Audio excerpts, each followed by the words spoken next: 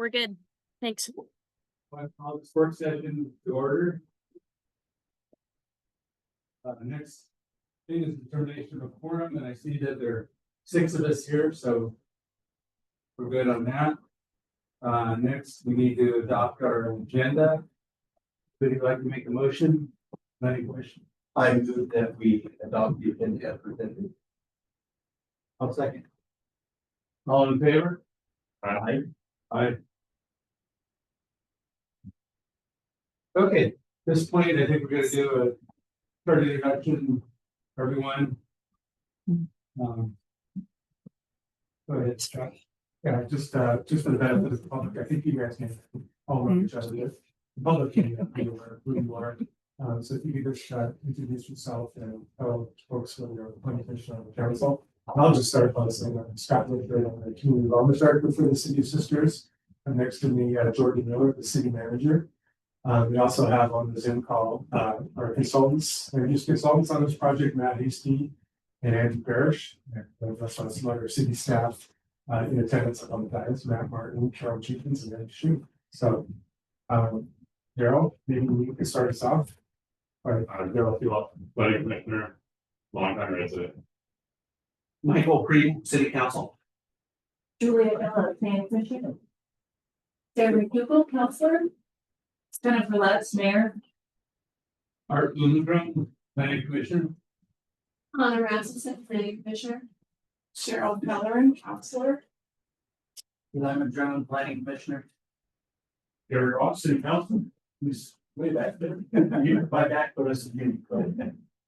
Rick Redfern, planning commissioner.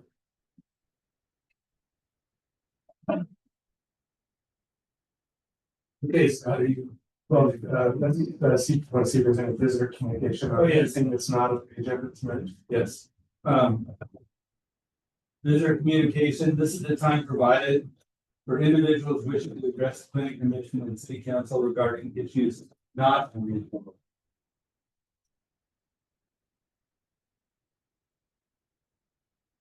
I assume as well.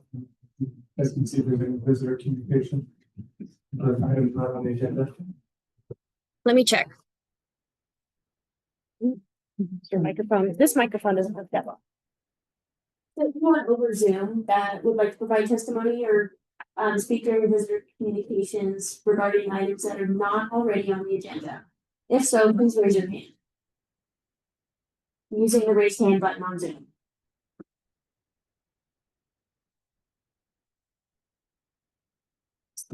I see none.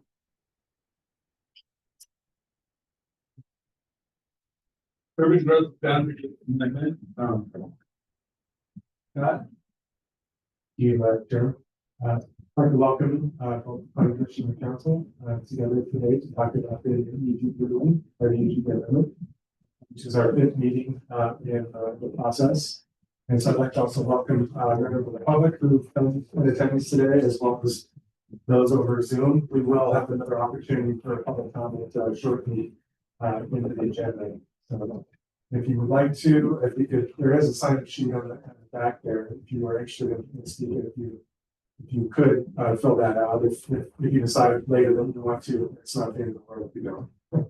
But so what I'll do here is let's see, is the PowerPoint? Yes. Okay. Andrew or whoever's controlling, if you can go to the next slide. So the agenda for today is to provide an overall project status report of where we are in the process, give an update on the Deschutes County rezone of the Casey Meadows Village project update, as well as provide some more information from discussions we've had with the Department of Land and Conservation and Development regarding Senate Bill 1537, which I will recall is the one-time UGP expansion provision legislation that was approved recently. I've had some more information on that. And then at that point, we'll open it up for public comment. And then after public comment, we'll have a conversation about the 2 concepts that we put forth for you, which we'll call the draft preliminary UGP alternative. And then after we get done with that, we'll jump into the next steps. Next slide, please. So here's the project timeline. We like to start all our meetings with an update on where we are in the process. We're about a year and 2 months into this. The items in the gray above are all items that we've completed already. And you can see where we are now, which is trying to determine what the preferred alternative will be going forward.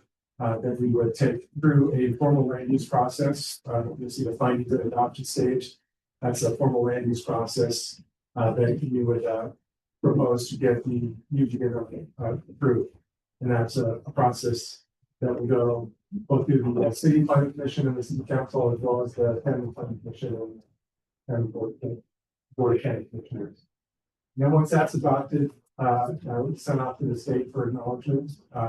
And we have scoped with our consultants to do some area planning work, which is that once we decide and know where the expansion is going to occur, that's when we started doing a little bit of add more detail to the plan. It's not getting down to the lot level, so to speak, but it's generally where land uses, the different land uses that we know we need are going to generally fall within that expansion area, where parks may generally go, and maybe where collector streets or arterial streets generally would occur. And so that's a step that we'll be jumping into right after adoption, and maybe even start a little bit earlier. Go ahead and advance the slide, please. So the steering committee, the UGB steering committee, has been meeting on this all along in conjunction, just prior to when planning commission and council reviewed the same information. And the last meeting that we had with the steering committee was April 24th. Where we discussed the same information that we're going to be presented to tonight. And the steering committee is just an advisory committee made up of citizens, a broad swath of citizens, both residents here in Sisters and Summit Sisters country. And so they reviewed the information, and they had a great discussion with the steering committee. As you know, affordable housing is a major component or a major purpose of our goal of this UGB extension is to hopefully address some of our workforce and affordable housing needs. So there was a big discussion during that process with the steering committee regarding the two concepts that they were looking at, regarding which parcels may be the most conducive or may be able to pull off affordable housing the best. As you recall from the previous set of meetings, the council's direction was to go forward with an option and with an option B, one including McKenzie Meadows and village LLC parcels north of the existing city boundaries, and then one option that was not included. And the reason for that is that those parcels scored fairly well in our objective analysis. But as you all know, it's the priority 3 lands currently. They have a rezone application submitted to the county, but it's still under review. And the council direction was to keep them on the table for now, but reassess again in May. Here we are in May, so we're looking for if you are ready to do that, more direction on which option the staff would continue to pursue, or if you want to keep them on the table for longer. And so we'll get into those details. We also had a pretty good discussion with the steering committee in terms of where that employment plans should go. We have 53 acres of employment land that we know we need. So we need to figure out, we'll eventually need to figure out where those go. And even though we don't have labels on the concepts of different land uses, it does factor in a little bit in terms of the siting of those kinds of uses, in terms of do they need good access to highways and collector streets, or were they more suitable to areas where residential uses may be encouraged, such as adjacent to the airport. So there was no consensus on necessarily where those were going to go, but there was some good discussion about both of those. There was some discussion about the developability of land in Barclay Meadows. Some thought that because of the high property values there, that it would make redevelopment of those parcels more challenging. Looking at our analyses that we did early in the process where we looked at land values, there are some higher value lands there, but there's a mix. It's really not a whole lot different than all the other lands in the study area. So I'm not sure that it really stands out by itself for that. We did discuss a little bit more about whether or not the Senate Bill 1537 would be an option, and whether Sisters is even eligible to take advantage of that.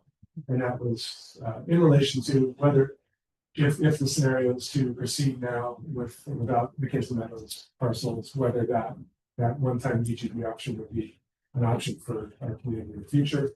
We'll talk a little bit more about whether we feel, or the feedback that we've gotten from the state in terms of whether we would meet the eligibility criteria for that.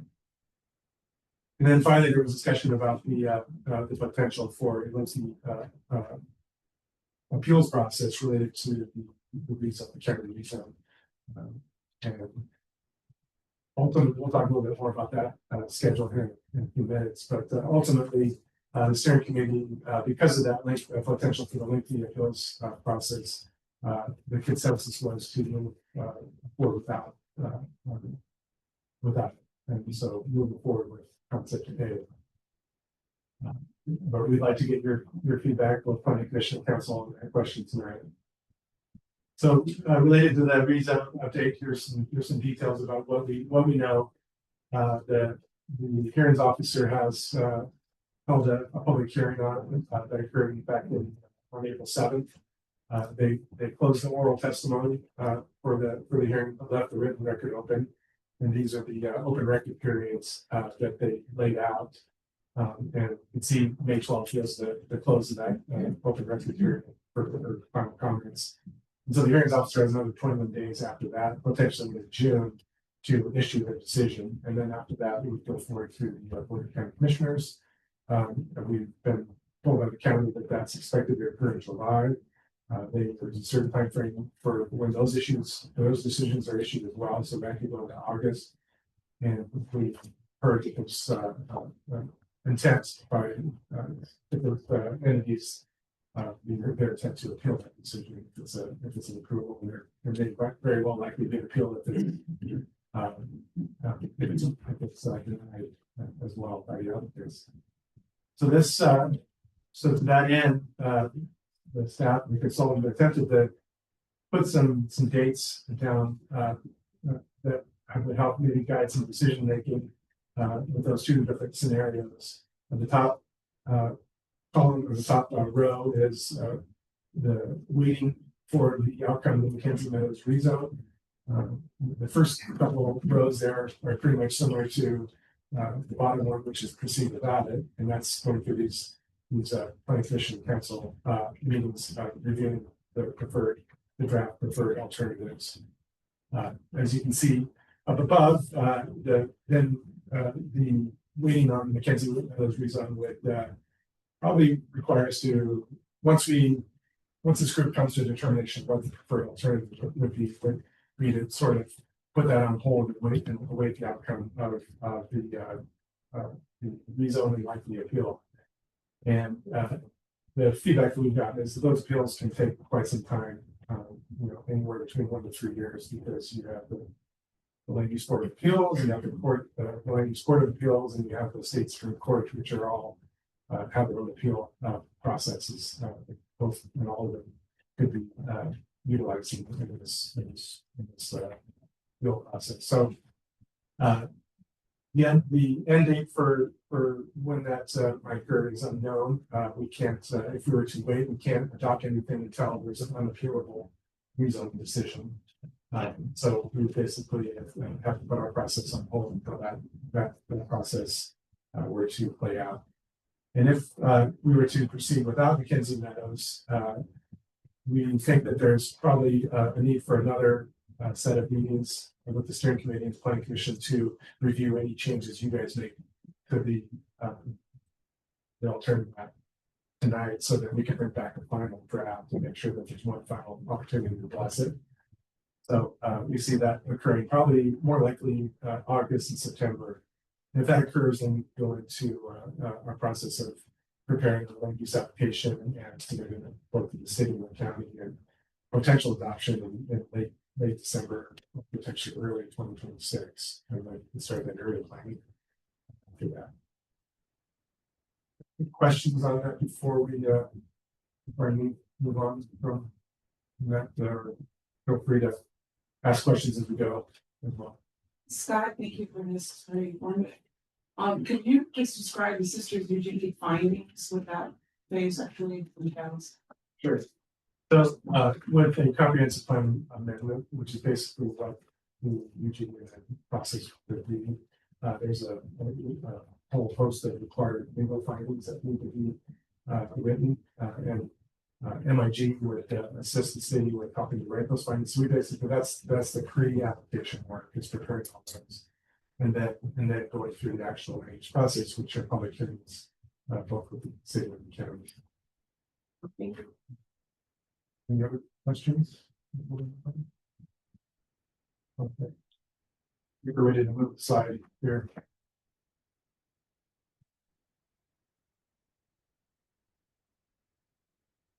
So I mentioned that we had some additional discussions with DLCD about the SB 1537. We've had some discussions at previous meetings with the same committee, the planning commission, the council on what that does. It's basically a one-time, for members of the public, a one-time demographic boundary amendment option for communities in Oregon that the legislature adopted recently. In order to take advantage of that, you have to meet specific criteria. One of those criteria is to be provided 30% affordable housing, but the other criteria to be able to be eligible is that you have to demonstrate that your community is has over 25% green light burden, I think is the term, and also higher than the state average for cost burdened households. Basically, those who are having difficulty, paying their rent or anything else associated with housing. And I think it's basically when you're spending upwards of 50% of your income on more on rent. So the state's data for communities is available on their website, but they at the time they were looking at there was no data for cities less than 10,000. So we had MIG basically do an analysis on whether or not we would meet the eligibility criteria in that. So not having that specific data available from DOC, that was one of the reasons why we took data with them. They agreed with our methodology that we used to come to arrive at their numbers, but we are actually we don't meet that threshold. Surprisingly enough, that we don't have rent burden or cost burden residents as a community, which is of course a little counterintuitive to what we all experience in this community, and I think it has to do with a specific data source that the state's required to use. And it's pretty due to a variety of factors that maybe folks that would be in those categories just choose not to locate here in the first place, or go to Redmond or Bend instead. So that was it's too bad to hear that. We could change in a couple of years. We're a small town, so those numbers could get flipped very quickly with just not too many people. So we can certainly take a look at it going down the road. Scott, yes, can you just quickly summarize what data you used or how you did it? I would probably have Colin Matt Hasty to give him the details since he wrote the memo. But yeah, if you're interested in kind of the methodology. I can chime in briefly, and then if I get it wrong, Andrew can correct me. But basically, we use census data, and the most recent census data is American Community Survey census data. And as Scott said, there's sort of two thresholds. One is that a city needs to have more than 25% of its population of renters be severely rent burdened, which means, as Scott said, they're spending more than 50% of their income on rent. And then they, as Scott said, they also, based on census data, have to, the city has to be above the the state's cost burden percentage. And so currently, based on the most recently available data, there's actually 2 data sources that can be used, but the most recently available one is the census data.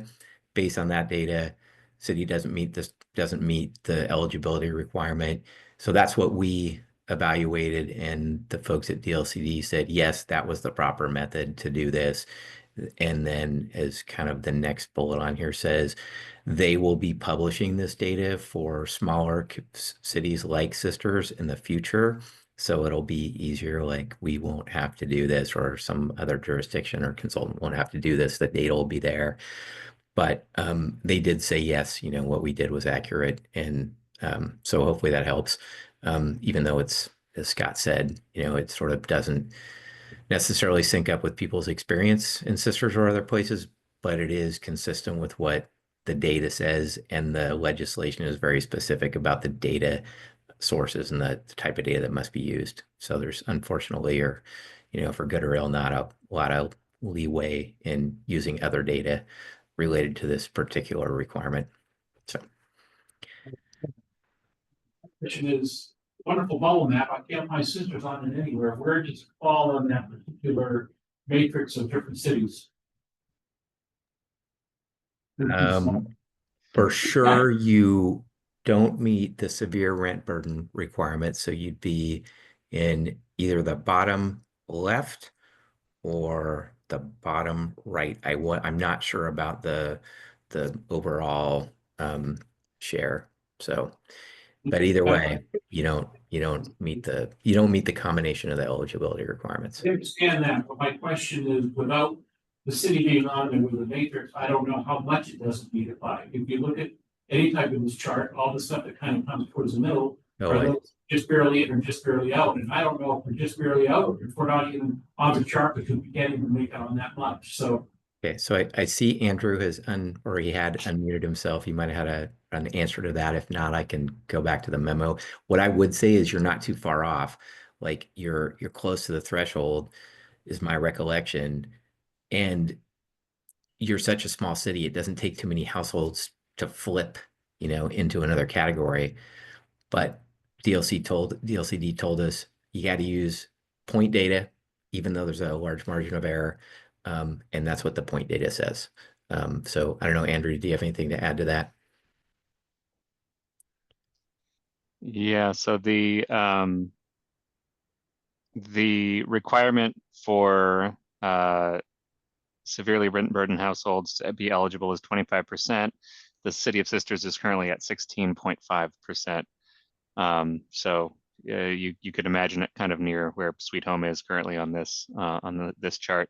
But the actual numbers of people involved in this survey are very low, like tens of people. So the margins of errors are quite high, but the state said, sorry, we have to use the actual data point regardless of margin of error for this to be eligible under the Senate Bill 1537.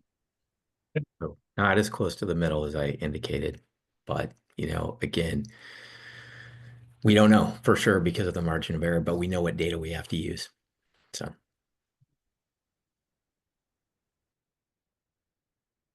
I think the takeaway there is that we don't need it now. We could potentially need it in the future. It's still contingent upon a property not being a resource zone. So in the future, if that happens, and either we trend up or the state modifies the potential data sources that we can use to prove that we need affordable housing, and one that could take advantage of something like this. We did share with DLCD, and they said that they would share with the legislators the experience of Sisters, and that's not what it was. And so hopefully there will be some tweaks in the future. I think that covers 1537. So now we'll take it into public comment. This one too, I don't know how many people have signed up. Just quite a few. Okay, so because there's a lot of people that want to speak, and we have a long agenda, we would just ask that you keep your comments to 3 minutes, so that everybody here has a chance to speak. And if you hear somebody say something you agree with, and it's okay to just say, I agree with that person, just to make things go more efficiently. And just to help you out, I believe we have a time, you have a little timer up on the screen. And it's like Academy Awards if you go to start playing music. So, but just trying to do as best as you can. We appreciate the comment. We want to hear from you, but we have. And if the music doesn't work, I'll start singing from that. Oh, problem. Okay, Peter?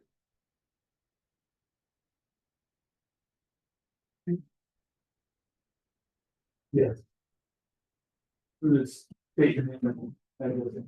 Peter Hoover, Director, Sisters Habitat for Humanity, 221 South Ash Street, Third Sisters, Mayor Letts, members of the Planning Commission, members of the council, thank you for this opportunity to appear before you.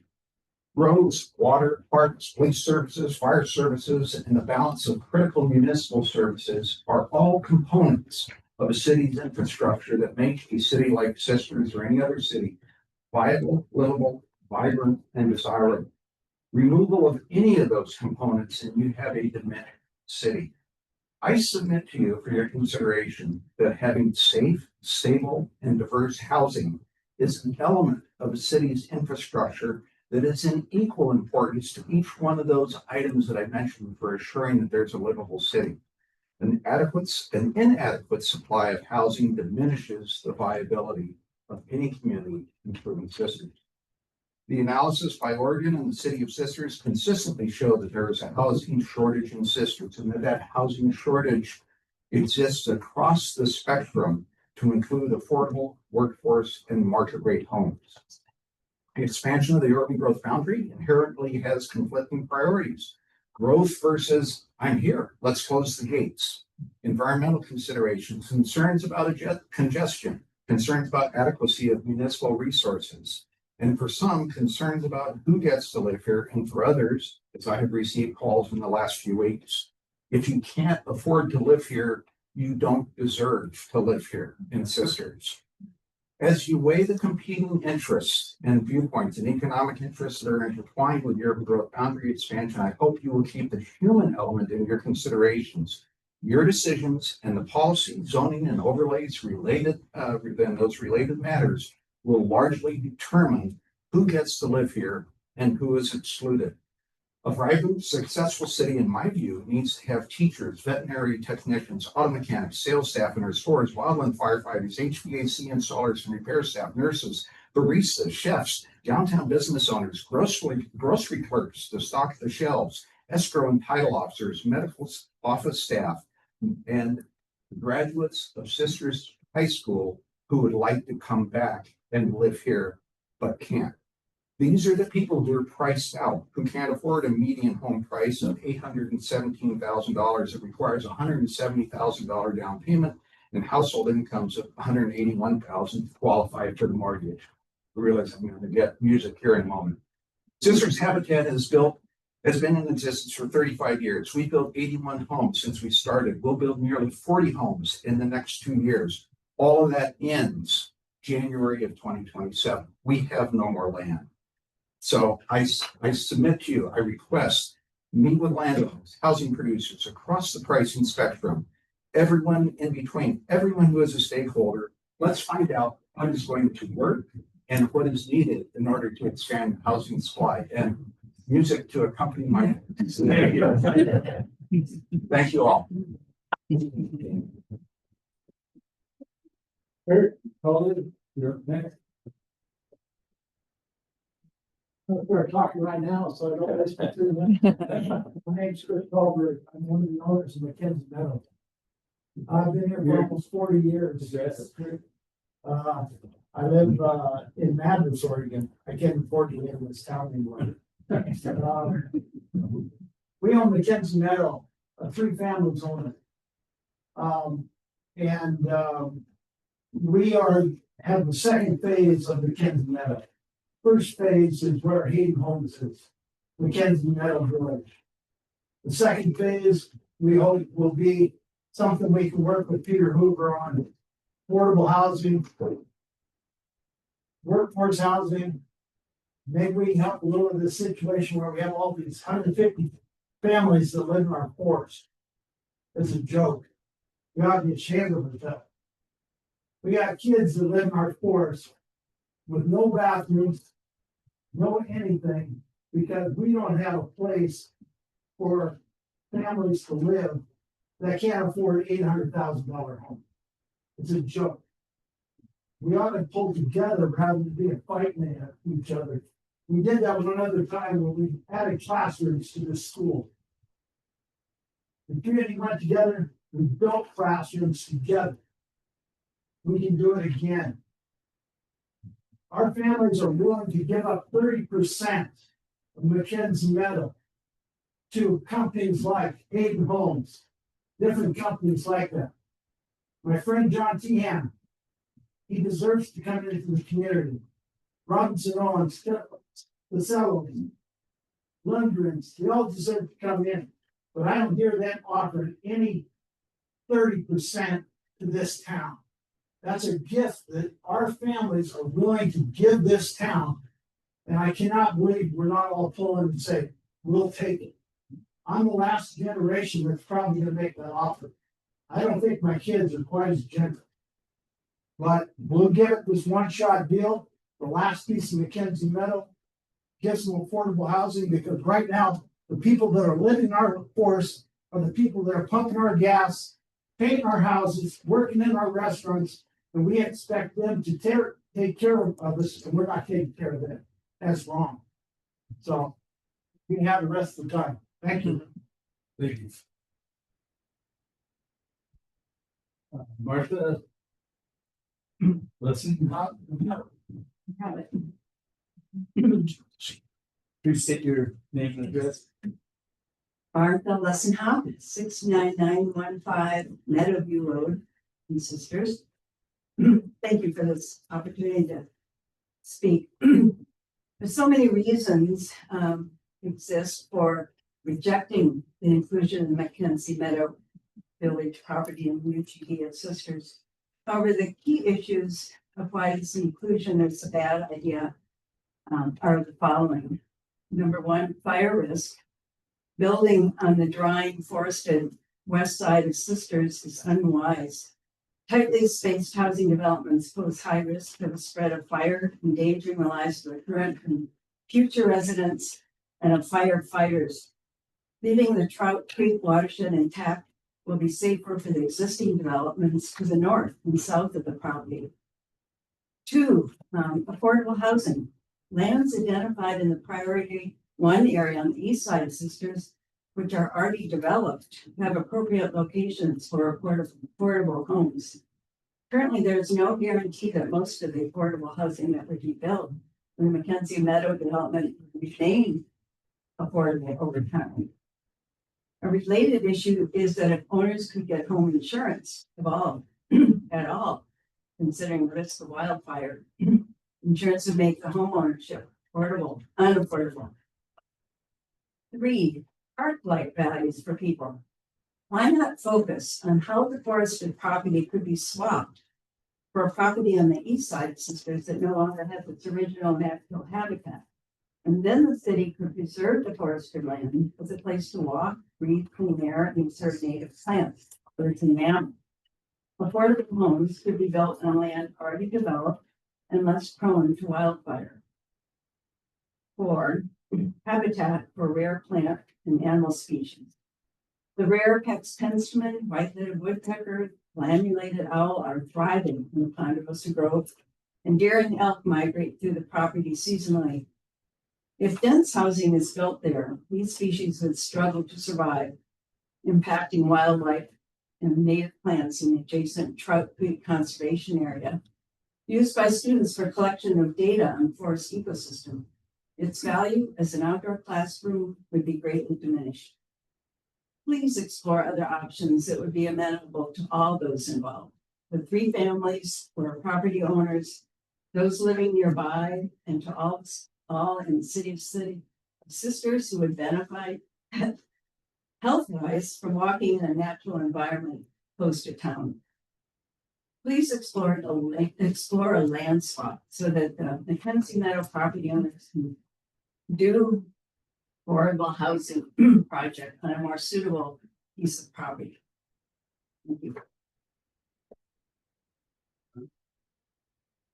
Next up, Kurt Schultz.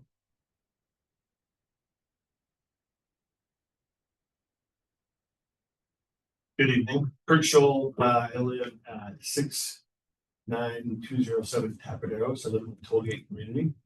I'm also the superintendent of schools and sisters, so I will say ditto to what our friend from Habitat for Humanity said, and supply a couple of anecdotes that are impacting the district. So we've been working for a while on workforce and affordable housing, trying to find partnerships to do that.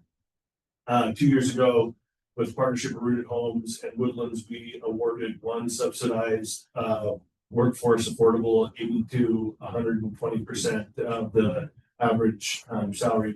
We awarded one of those homes in partnership. We've been working strongly towards a second, but can't get the construction costs down, can't get the affordability down to actually find a second.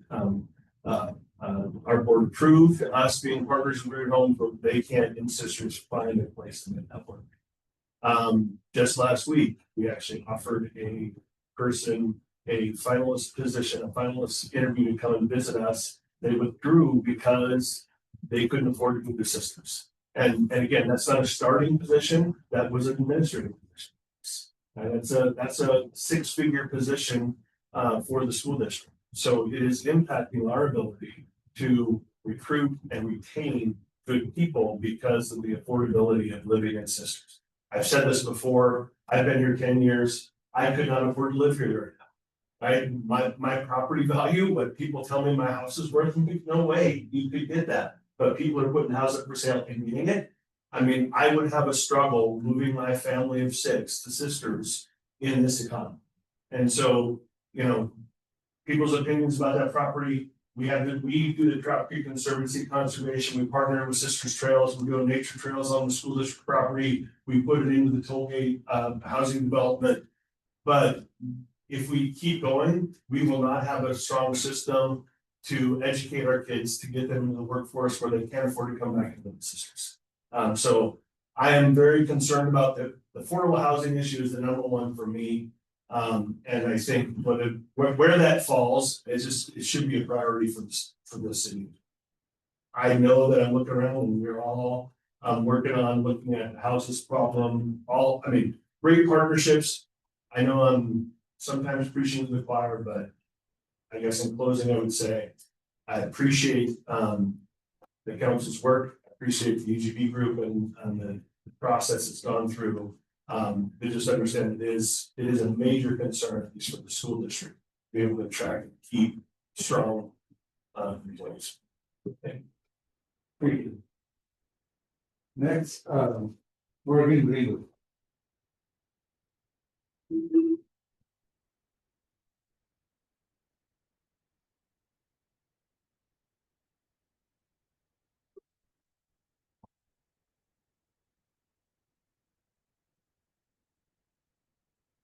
For the record, my name is Morgan Greenwood, address is 1646 West Rambler Avenue, that's in Sisters. I'm here today as a Sisters resident and member of the Regional Steering Committee. I appreciate Mayor Lutz and Joe Goodwin for the opportunity to apply to someone this evening. Pardon me, Councilor, so that thank you. As a Sisters resident and member of the Regional Steering Committee, I am I'm here to urge strong support of option B. And urge you to keep option B under consideration as the Kensington property zoning change and leasing process. Like all other Deschutes County cities, Sisters is experiencing a housing crisis that's been very well articulated by people who have provided testimony ahead of me. According to 2024 Housing Needs Oregon Housing Needs Analysis, Sisters must build 1,791 homes in the next 20 years to meet its current and future need. I strongly believe that it is crucial that to best facilitate the development of this badly needed housing, the city must be able to evaluate the most ideal future expansion site alternatives. Mackenzie Meadows' size, sole ownership, adjacency to existing infrastructure, walking distance proximity to existing schools, parks, and commercial amenities, as well as its adjacent location to the existing Sisters UGB, All land use parcels will be of serious consideration in the increased expansion process. Many of the parcels identified in option A do not share these characteristics. It is much more time consuming and expensive for multiple landowners to coordinate effectively and efficiently in order to bring housing to market. We have seen these challenges impede the development of housing within the city of Bend's Southeast Area Plan, which was brought into their UGB nearly 9 years ago and is still not in premier at its capacity to serve housing. The nature of Sisters housing crisis makes it imperative that we do the UGB expansion process right the first time. The current expansion areas present a significant challenge to future development due to multiple ownership of small parcels in county subdivisions, septic systems to decommission, and challenges with topography. As a result, there is a serious risk that these lands cannot and will not be developed in a timely manner. Due to the precarity of our housing needs, we simply don't have time to learn this the hard way and to go through a costly and time-consuming land swap in UGB in only 5 or 10 years. The cities of Roseburg and Monmouth found themselves in this position, and after years of working through the public process to remove the threat, costly and time-consuming appeals from neighboring landowners, these cities have requested a fix from the legislature in order to remove unbuildable land from the UGB and bring in land and support needed housing development. Sisters can support this lengthy and costly impediment to badly needed housing development by taking the time to do this UGB amendment process right the first time. Thank you for your consideration and for your service.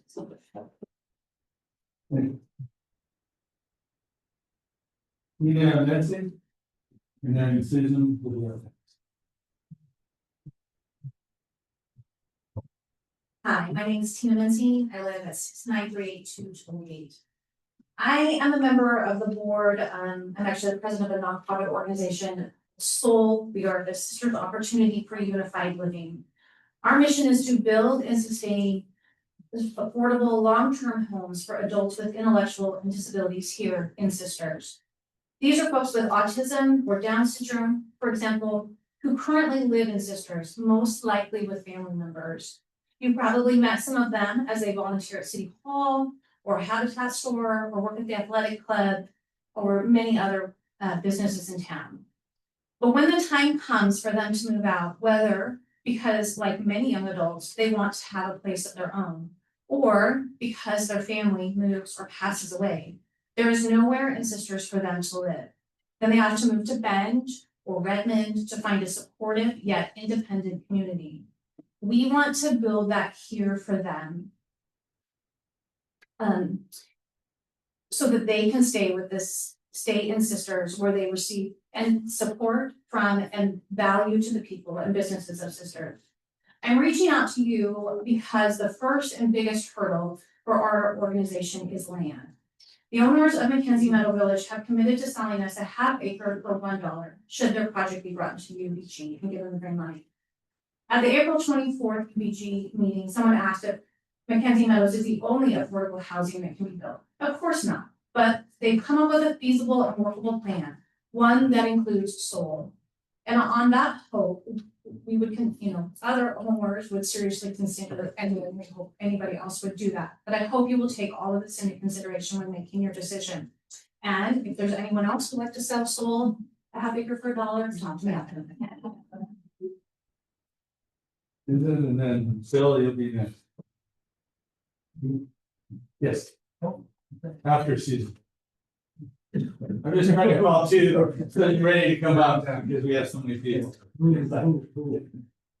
Hi, Susan Cobb. I live at 149 North Maple Lane.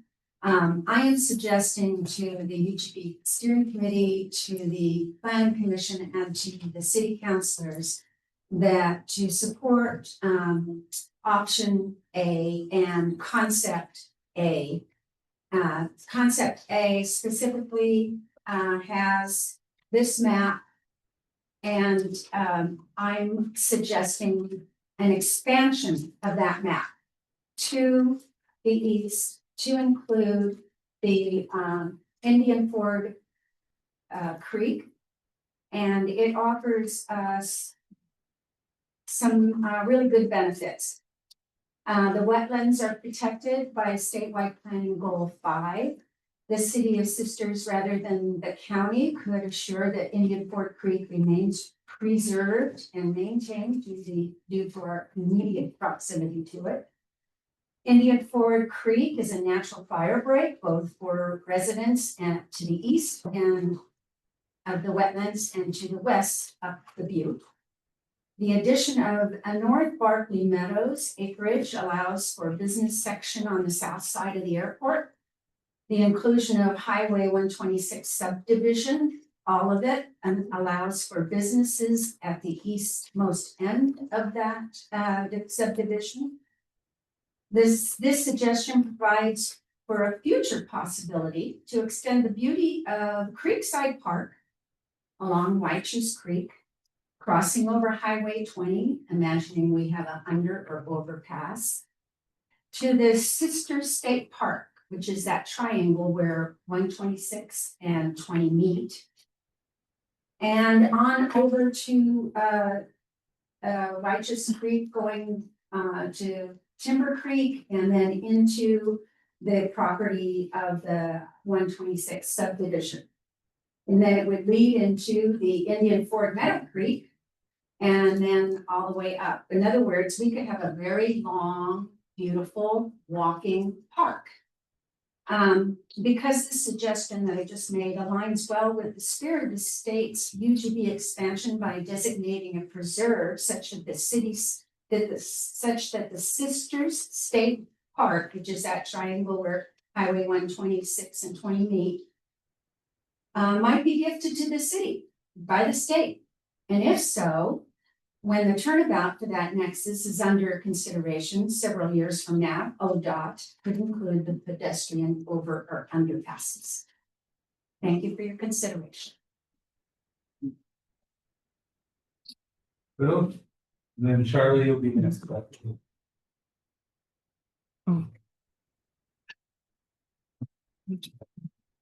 William Willett, 68621 East Highway 20 Sisters. I might be the only person in this room that knows this dirty little secret, but we don't need 30% affordable and workforce housing. We need 60% affordable and workforce housing. And we're debating where the 30% is coming from, but we're not dealing with the other 30%. So I'm going to try to connect the dots here and have a little show and tell for you.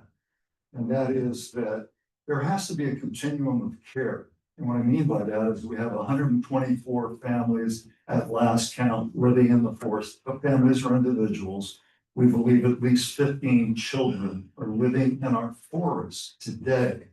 And we're here kind of with a white glove approach, but there's a harsh reality out there. These are people that serve us every day in this community. 60% of them have jobs in this community, and we are doing nothing.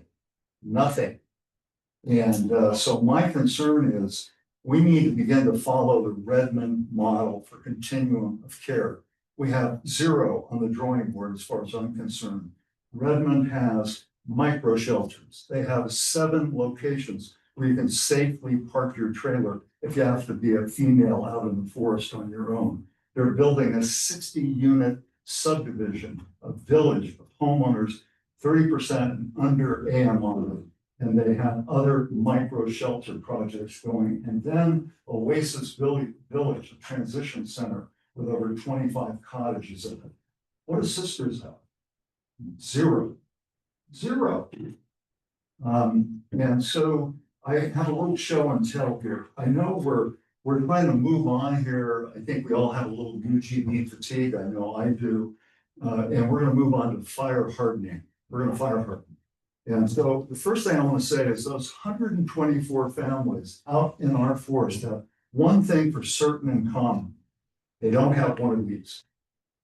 So they can't put out a fire.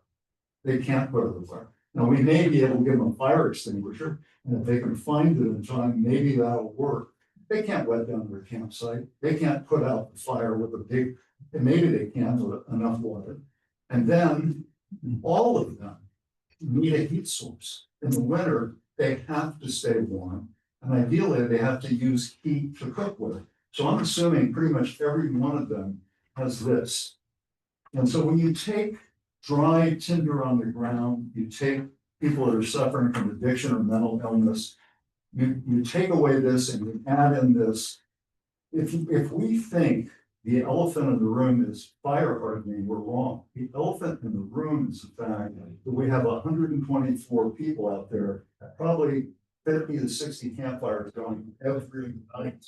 And we have not taken one step as a community. Done. We haven't taken one step as a community to change that. Shame on us. Charlie, and then next up will be Jen Coates. And Charlie Stevens, 126 West Fire Glacier out here in Sisters. I'll be quick. What I have to offer is pretty data heavy, which I'll submit next week. So I'll just go to the conclusions I'm seeing right now. As far as I can tell, Sisters is not growing. And as far as I can tell, over the next 5 to 10 years, it will not. And that's because the market is already working from what I can tell. I looked, if you look at all the states that have a net inflow of people, Oregon isn't one of them. If you look at the 10 states that are the states that people are moving to, if you look at median housing price and median income, there's a multiple you can do. In those states that people are moving to right now, the median housing price is between 8 and 12 times the median income. In Sisters, it's 18 times and higher. We're way out of the league here in terms of the relationship between median house price and median income. Sisters' median household income is $81,000 right now. It's $12,000 higher countrywide. And if you only look at cities and include rural populations, it's $20,000 higher than Sisters. If you look at what somebody on median income can afford for housing, it's about $1,000 or $1,100 a month. Now there's housing available. As of last week, when we looked, there were 19 single bedroom apartments for rent and available. There were 9 two bedroom apartments available and 5 houses, one of which was very expensive. But you were looking at $1,400 and $1,600 a month for the apartments and $2,500 for the house if you don't count that. So this is median, these are median numbers. It excludes all the big numbers in the multi-million-dollar states, which was always on the market 5 years ago when I was looking. That was it. You could not find an apartment, you could not find a house to rent, you could not find anything to rent 5 years ago. So I'm gonna add one last thing at the end to give the city a little direction. The most important thing, in my opinion, that the city could do for affordable housing is to band together with the League of Oregon Cities and go to the legislature and get the legislature to establish a sovereign state bank. It would lower the cost of financing all this stuff by 2/3. So there's a lot to do there, and it would also potentially lower the cost of things. Now, the state of Oregon is not helping us right now. They're proposing a whole bunch of new taxes, one of which is a $1 per $1,000 assessed value on real estate that will be distributed to the schools from the state level. Another tax is a timber harvest and timber tax. There's going to be an increase there supposedly. There is a wildfire tax that's going to be taxed on utilities and 125% increase in the payroll tax. All right, thank you, Chairman. Jen, go ahead. And then we have Ben afterwards.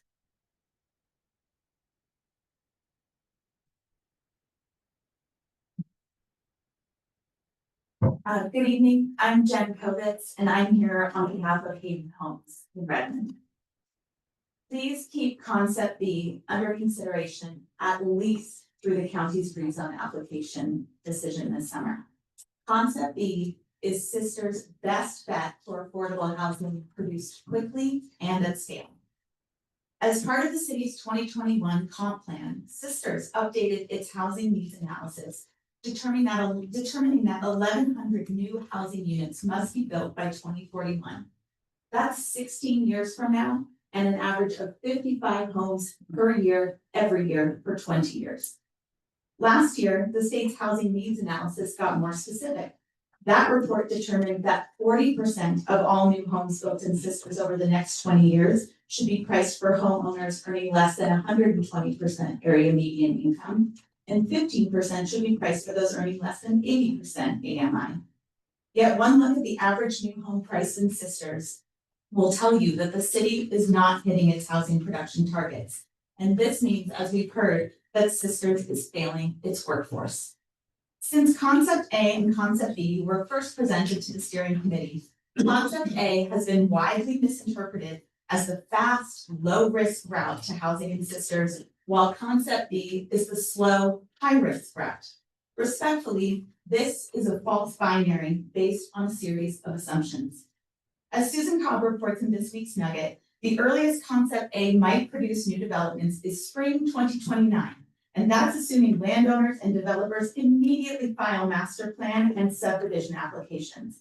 And yes, while Concept B might be appealed, so too might Concept A.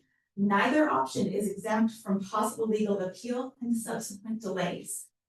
Hayden Homes is confident in Concept B because we are an experienced partner in delivering deed restricted, affordable, workforce, and market rate housing at scale.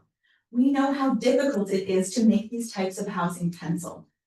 In Bend next month, Hayden Homes will break ground on a more than 300 unit community where 40% of those homes are deed restricted affordable for 60 years.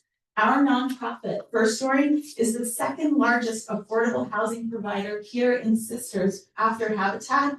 Many of those homes are on the first Mackenzie Meadows property. One way to achieve affordability is through visionary landowners like Mackenzie Meadows LLC, who are willing to price their land at rates that make housing pencil for the local workforce. Option B is Sisters' best bet and the fiscally responsible one. It's not that Mackenzie is the only area where housing can be built, but it uniquely offers nonprofit, private partners, and a landowner willing to help the city achieve its housing goals without taxpayer subsidy. They are voluntarily pricing their land to achieve affordability. Please keep option B under serious consideration. Thank you. Thank you. Van Ross. And then, Jim Garnett. My name's Ben Walsh. I grew up at 16074 Parrot Huntington Road, where my mother still lives. I live in Portland now. I rise to urge everybody involved on behalf of the city in the UGB process to support option A. I think there have been numerous discussions of the ways that Mackenzie Meadows Village, the 58 acres on the west side of town, can be accessed at such time as it's eligible for consideration. But if you move forward with option A now, there are parcels, there are conversations that can start almost immediately how to deliver housing the city needs. I think we heard the superintendent in a previous meeting say that they expect 50% of public school staff to retire or depart in the next 5 years. I think we know the likelihood that the land use process for the 58 acres on the west side of town could easily take 2 or 3 years. I don't understand how those things can go together. I think a couple of other things I want to say is that I really appreciate the comments that have been made by others, most specifically right now, Central Oregon Land Watch, just talking about the value to the community of Indian Ford Creek and that meadow, other people who have risen to ask that it be protected. I will say for anybody who doesn't know, apparently the Deschutes Soil and Water Conservation District has received one grant and has applied for another to study feasibility of restoration of natural hydrological functions in the Indian Ford Creek watershed. And that the prospect of that wetland being restored. I grew up there 50 years ago. It was a thriving wetland. If 50 years from now, it is again a thriving wetland, less than 3/4 of a mile from where we sit right now. That is just the prospect is so appealing and moving. So I think the last thing I will say is that the value to the process in the community of moving forward now should not be minimized. And I think one way to think about that is that the trend in state land use law is toward increasing flexibility for cities. And if 1537 doesn't do it now, even if subsection 58 doesn't do it now, which by the way, does not entail a needs proof. If it doesn't work, you've heard other people say, go to Salem and ask them for what you need.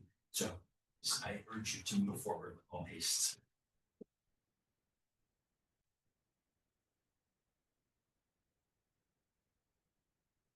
Yeah. Thank you, Mr. Barnett. Yes, well, my name is Jim Barnett. I live on McKinney Butte, 68949 Bay Place. We're just outside of Part B, or I guess both A and B for that matter, although most of the subdivision we're in is within the proposed alternatives that are before you. The reason I come before you is to suggest alternative C. I spent most of my adult life in Anchorage, Alaska.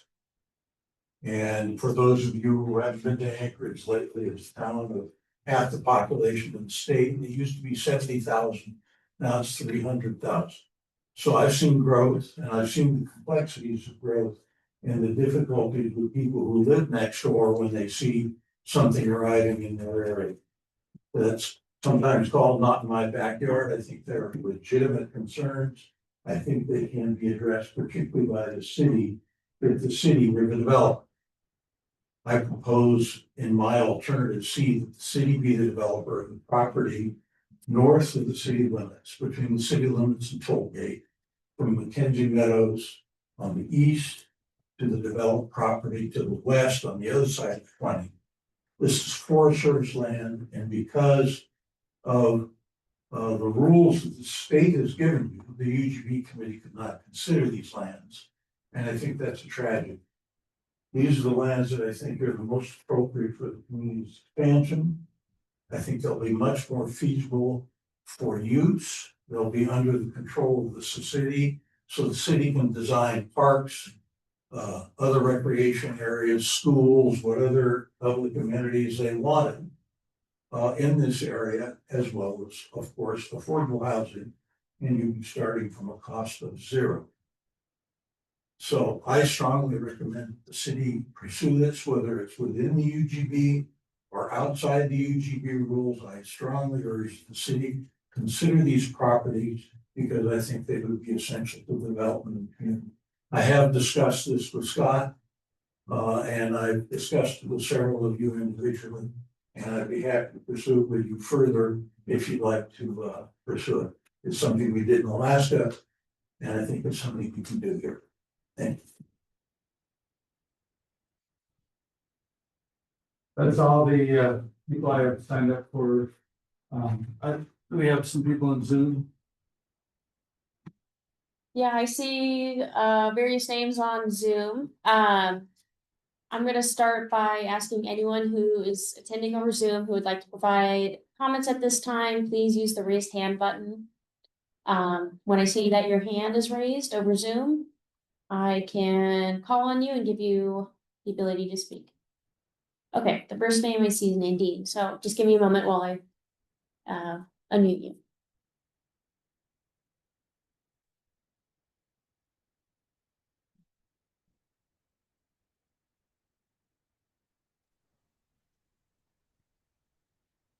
I can speak? Yes, you can. Thank you. I'm apologize for coming in late today. My name is Nadine Sims. I live at 150 West Heising Drive in Sisters. I have one question, and maybe it's already been asked today. If so, again, I apologize for coming in late. My question is, everybody is tossing around the term affordable housing. I would like to know if any of you know the formula and what the number is for affordable housing here in Sisters. Because just saying affordable housing is not telling anything about what is affordable housing. What is that number and what is the formula you use to arrive at it? Thank you very much.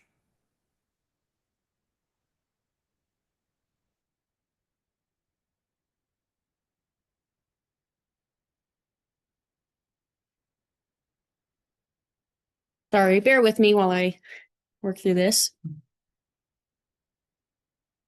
Okay, anyone else over Zoom who would like to speak at this time, please click the raised hand button at the bottom of your screen.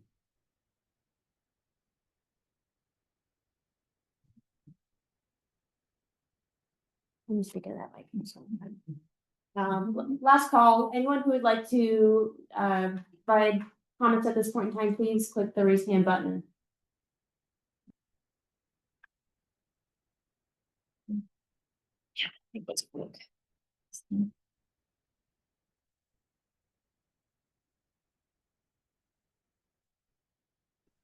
Hi, can you hear me? Yes, I can. Yeah, this is Dixie Eckford, and I live at 468 South Cedar in Sisters. When it seems like when everyone's talking about affordable housing, they're talking about housing that people buy. But we have a lot of new apartment buildings in this community, and I'm just wondering if some of the people who need a place to live can't qualify for some of this new apartment rental that we have. And maybe there are ways to get some of these families into a lot of the new apartments that have been recently added to the inventory for housing here. All the comments so far seem to indicate that the only way you house somebody is to make it available for them to buy a home. And I think that is overlooking a lot of other possibilities for housing for people who need it. And that's my only comment right now. Thank you.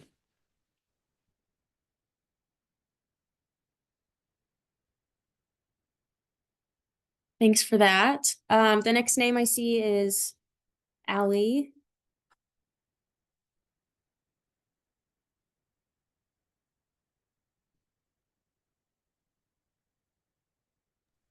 Hi there, can you hear me? Yes, I can. Perfect, thank you so much. Good evening, and thank you for the opportunity to comment. My name is Allie Scholl, and I live at 1624 West Williamson Avenue here in Sisters. My property backs up to the forest side that is near the Mackenzie Meadows parcel. And I appreciate the work that Hayden Homes and First Story are doing to deliver housing options for working families. I also share the deep concern that Sisters needs more diverse and affordable housing, but I want to speak clearly in support of the UGB Steering Committee's recommendation to move forward with Priority 1 lands and not delay the UGB process for the Mackenzie Meadows rezone. First, this land is currently zoned Forest 2, and under state law, forest lands can't be considered for UGB inclusion until all rural residential options, Priority 1 lands, are fully exhausted. The city's own housing needs analysis confirms that we have a surplus of those lands already available. Second, I appreciate the idea of landowners voluntarily offering reduced prices, but there's no binding agreement attached to this rezone that ensures permanent affordability. Third, we're hearing that concept B is the faster, more certain path, but both concept A and B are equally subject to delays, legal appeals, and permitting timelines. In fact, because Mackenzie Meadows requires a full rezone and could face appeals, it's likely to be delayed longer than the land that's already eligible. I also want to be very clear, this is not about being anti-growth, it's about making thoughtful, legally sound, and environmentally responsible decisions. Mackenzie Meadows sits on the edge of the National Forest in a high-risk wildfire area with limited access and growing community concerns about nearby encampments, infrastructure, and safety, growing community concerns that really this expansion areas and other parts don't carry. So finally, I don't believe affordable housing in Sisters hinges on this one parcel. Affordability is not site dependent. We have land available now that meets planning priorities, and we have partners who can step up with the right incentives to deliver solutions. So I appreciate the opportunity to share my point of view, and I thank you very much.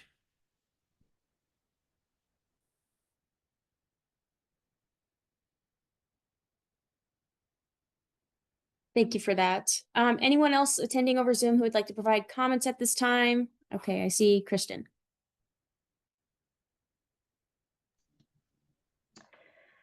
Hello, can you hear me? Yes, I can. Okay. Hello, Mayor Letts, Sister City Council and members of the Planning Commission. Thank you for the opportunity to provide comments on the City of Sisters UGB expansion process. My name is Kristen Reidelberger, and I'm the Associate Program Manager for the Cities and Towns program at Central Oregon Land Watch. And I serve as an ex officio member for the UGB steering committee. I've also submitted a more detailed written testimony. Central Oregon Land Watch recommends the City of Sisters expand their UGB into Concept A. Concept A is aligned with community engagement efforts thus far and what the community has supported through this process due to several factors. Concept A includes many properties that are large and vacant, large and partially vacant, and have low improvement value to land value ratios. It's close to existing infrastructure, and nearly half of the land is unrestricted by CC&Rs. This land can support quick and efficient urbanization and the affordable housing that Sisters urgently needs. Nearly half of the acreage in Concept A is unrestricted by CC&Rs, while the other half are made up of a small number of property owners in these CC&Rs. This creates a more straightforward process to annex and amend or dissolve these CC&Rs over the planning period of 20 years. Concept A also has sufficient acreage to accommodate the 20-year land need, and there are several tools that the city can use to support quick and efficient development and meet the affordable housing need. Concept A can also be adopted by the end of this year and begin to deliver on Sisters housing needs sooner than Concept B. Landwatch does not support Concept B because it includes resource lands that are protected for forest, wildlife habitat, open space, and recreational values. There are also an estimated 1,213 developable acres of Priority 1 lands to choose from for about 250 gross acre land need. So urbanizing forest lands is unnecessary. There's also, the city's affordable housing needs can be met in Concept A. We also share the community's concerns about impacts to habitat and wildfire risk. Thank you.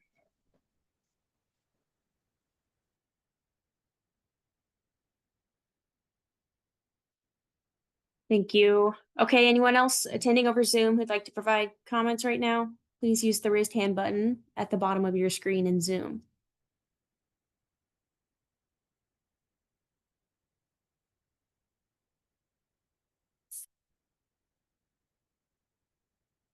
Scott, I see that someone who's already spoken has raised their hand to speak again. Thank you, Chair. We don't really have time to, Okay. to repeat. Okay. Anyone else who'd like to provide comments at this point who hasn't already?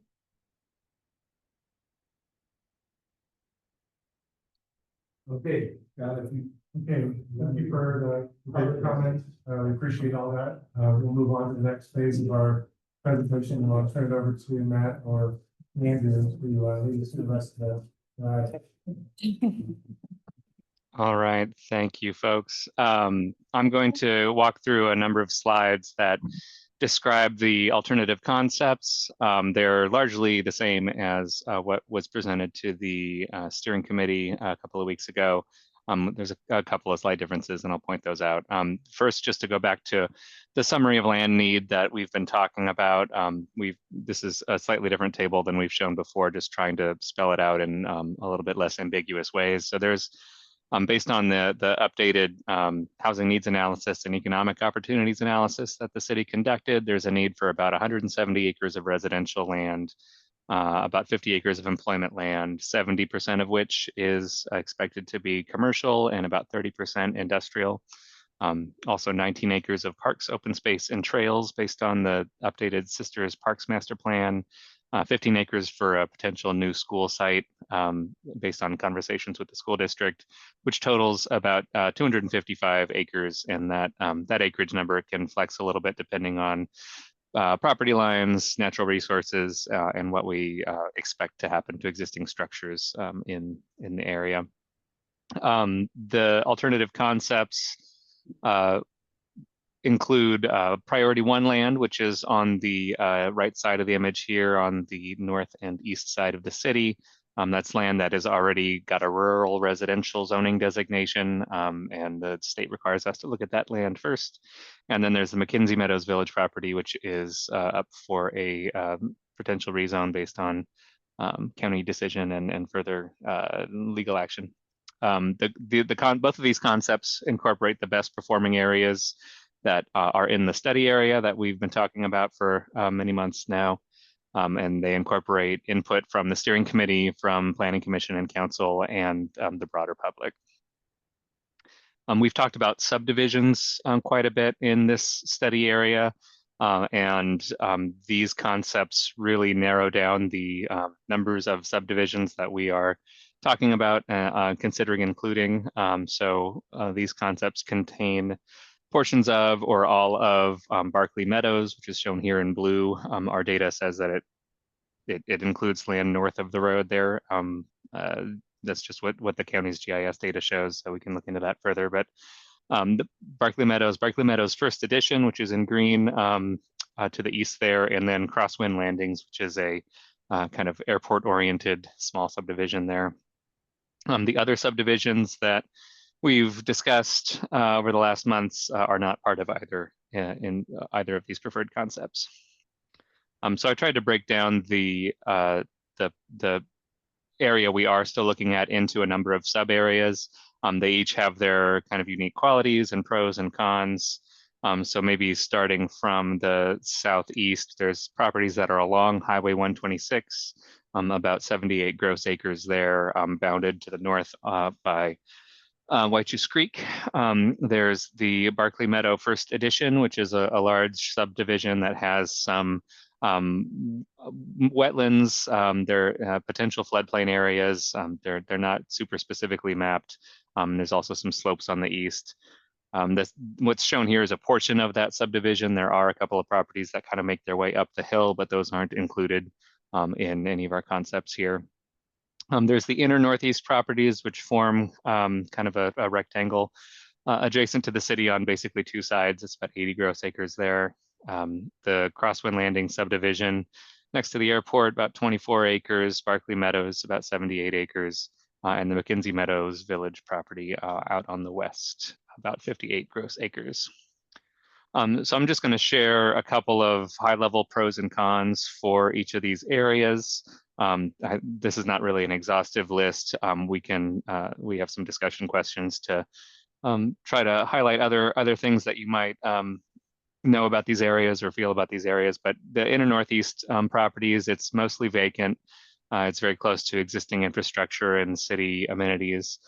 And a potential con is that it's close to the Sisters Eagle Airport, and we've heard that maybe residential uses have some incompatibility with an airport there. So there's some concerns that they have, but that's pretty much the only negative we see with these properties.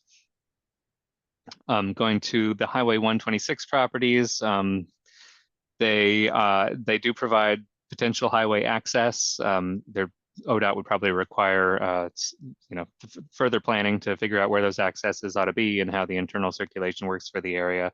The homes there are lower value compared to some of the other places that we've looked in the study area, and there's significant vacant land on most of these parcels. A con might be that Whitejuice Creek limits connectivity to the north. You might need an expensive bridge if you wanted to connect kind of two areas further north from there, and there are existing homes on the site. The Crosswind Landing subdivision, and there's one additional property that isn't really part of that subdivision, but it's lumped in here. They do have an open space tract that is currently undeveloped, and the CC&Rs for that subdivision do anticipate eventual annexation by the city. So it's, and I believe that the city has received some correspondence from them regarding what they'd like to do with that property should it be included. So they're at least thinking about it. It is a existing airport oriented subdivision. I don't expect the lots that are there that have kind of a runway access to change or urbanize a great deal. And their CC&Rs do restrict the types of residential that would be allowed there. And there are some development constraints related to the airport, especially for the portions of the property that are closer to the airport. Barclay Meadows, north and south of Barclay Drive there. It's partially undeveloped. The CC&Rs don't appear to be as restrictive as others in the area we've looked at, and these lots are relatively large. But this subdivision is close to the airport like the others, and there are some existing homes on the site, but most of the land is fairly vacant. So this is looking at the southern portion of Barclay Meadows First Edition. It's about 90 acres here. We don't have that, the crosshatch that you're seeing here is constrained areas. So we don't have a data layer that shows us that there's wetlands in through here, but we have heard anecdotally that a lot of this land is still pretty wet. And so that's going to be one issue with the area, but it does have fairly large lots. They're generally 10 acres or larger, and it's fairly close to existing city infrastructure and services. There are multiple owners in the area, and this area is only a portion of a subdivision, so there might be issues with other members of that subdivision with regard to changing what CC&Rs say, et cetera. So that might be a concern, and some of these properties are fairly high value, as some have mentioned today. And then moving up to the northern portion of Barclay Meadows First Edition. These are some of these lots are fairly large. There's a significant kind of water body wetland area associated with Indian Ford Creek, but that might be an opportunity for parks and trails and corridors, as folks have mentioned throughout this process.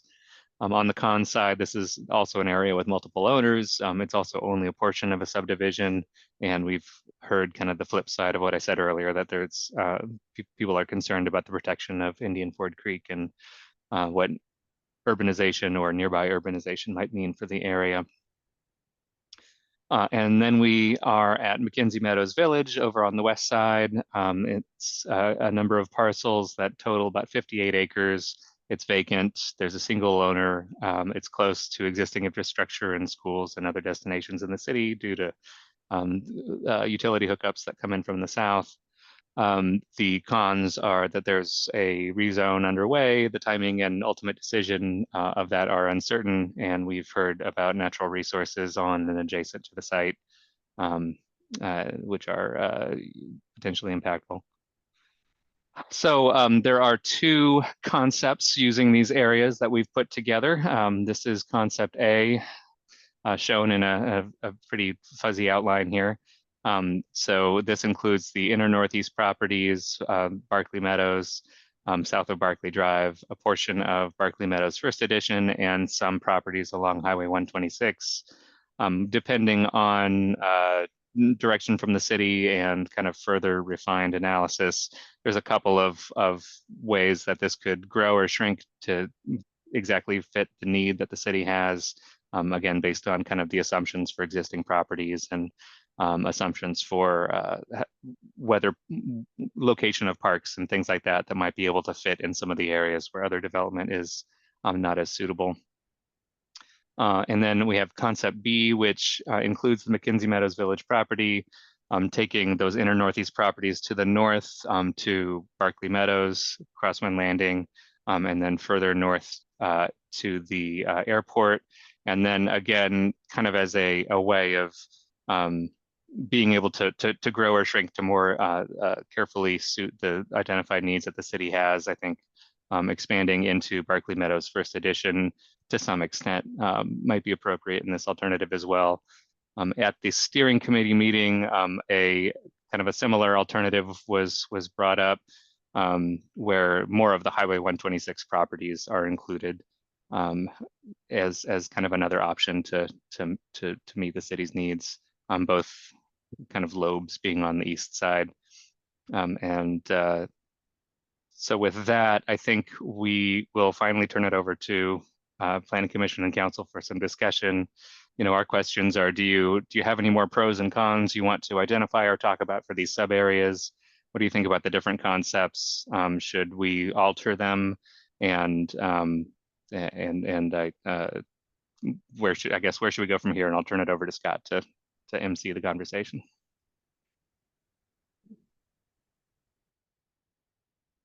So with those questions that we provide up on the screen, are there any questions, I guess, on the information Andrew presented that you need to clarify or ask before you go forward with what you're, want to hear your feedback? Rick is, I think that's it. Why don't you kick us off? This is a question time, yes, or is it just a comment time? It's either. Okay, I thought I heard that if we don't include the McKinsey Village in option B right now, then we cannot use 1537 or Senate Bill 1537 to wrap them in one day. It'd be very difficult. Is that a yes or no? Did I hear that correctly? That if we don't include the McKinsey Village now, it may be harder later on to include them. Well, I think that because either scenario requires that these will be successful, I think they will have equal ramifications, I guess, and equal time implications.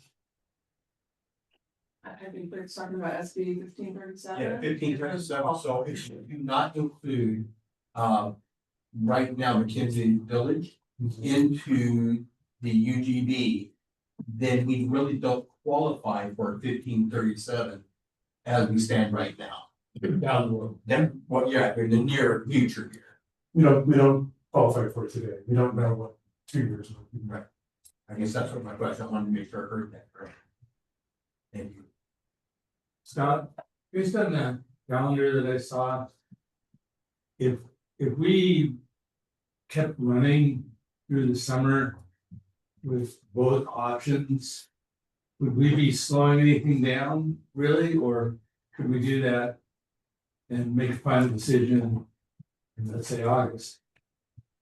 Yeah, there are no artificial deadlines for completing the UGB other than what you've heard today. It's just the longer we wait, the longer it takes for needed housing to go.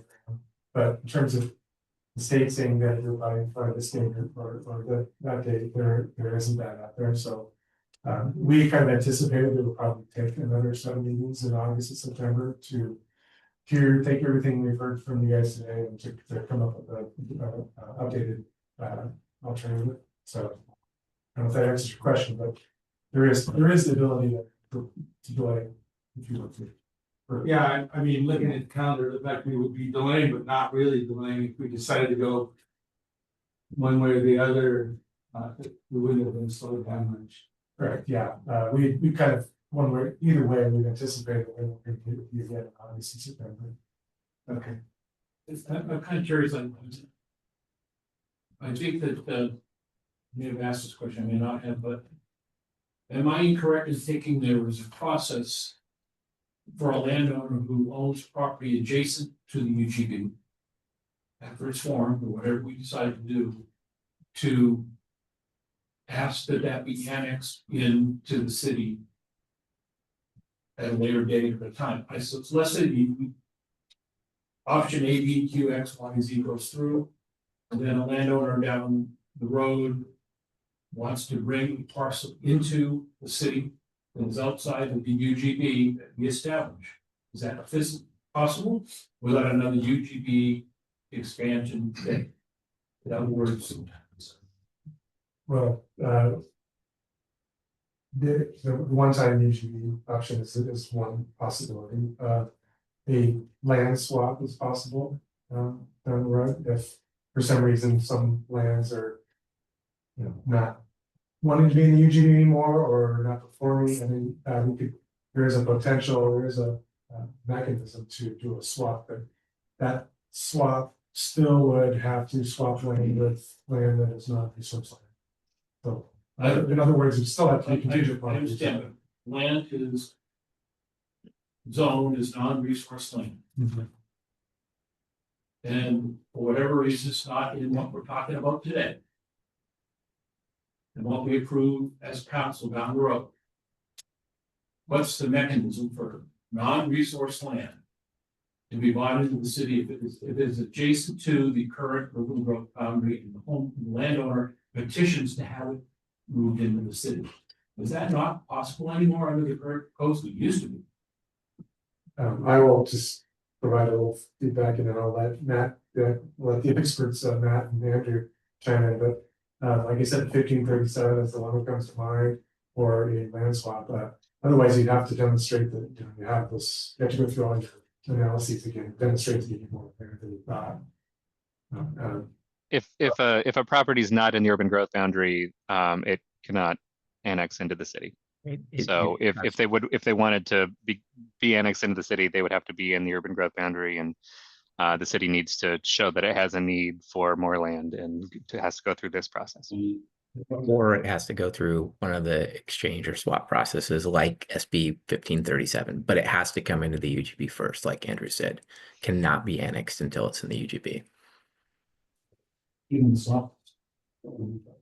Well, swap would basically take land that's in the UGB out for an equal amount of land to be brought back, to be brought in. So you could potentially do that with, say, a 58-acre parcel next to a UGB with a 58-acre parcel in one of the option A or option B east side. Assuming the rezone again? Yeah. Okay. I think so, but you know, I guess the property owner that was having their property removed would probably have to consent to that. Sure. But it is an option.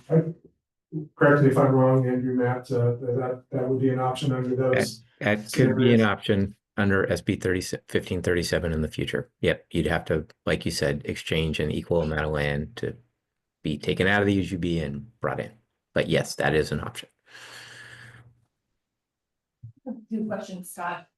First is more clarification, because the concept B packet I received didn't include the Barton Meadows first edition, but what was shown on the screen did. So I just want to clarify the overall gross acres and just which one is the current concept B.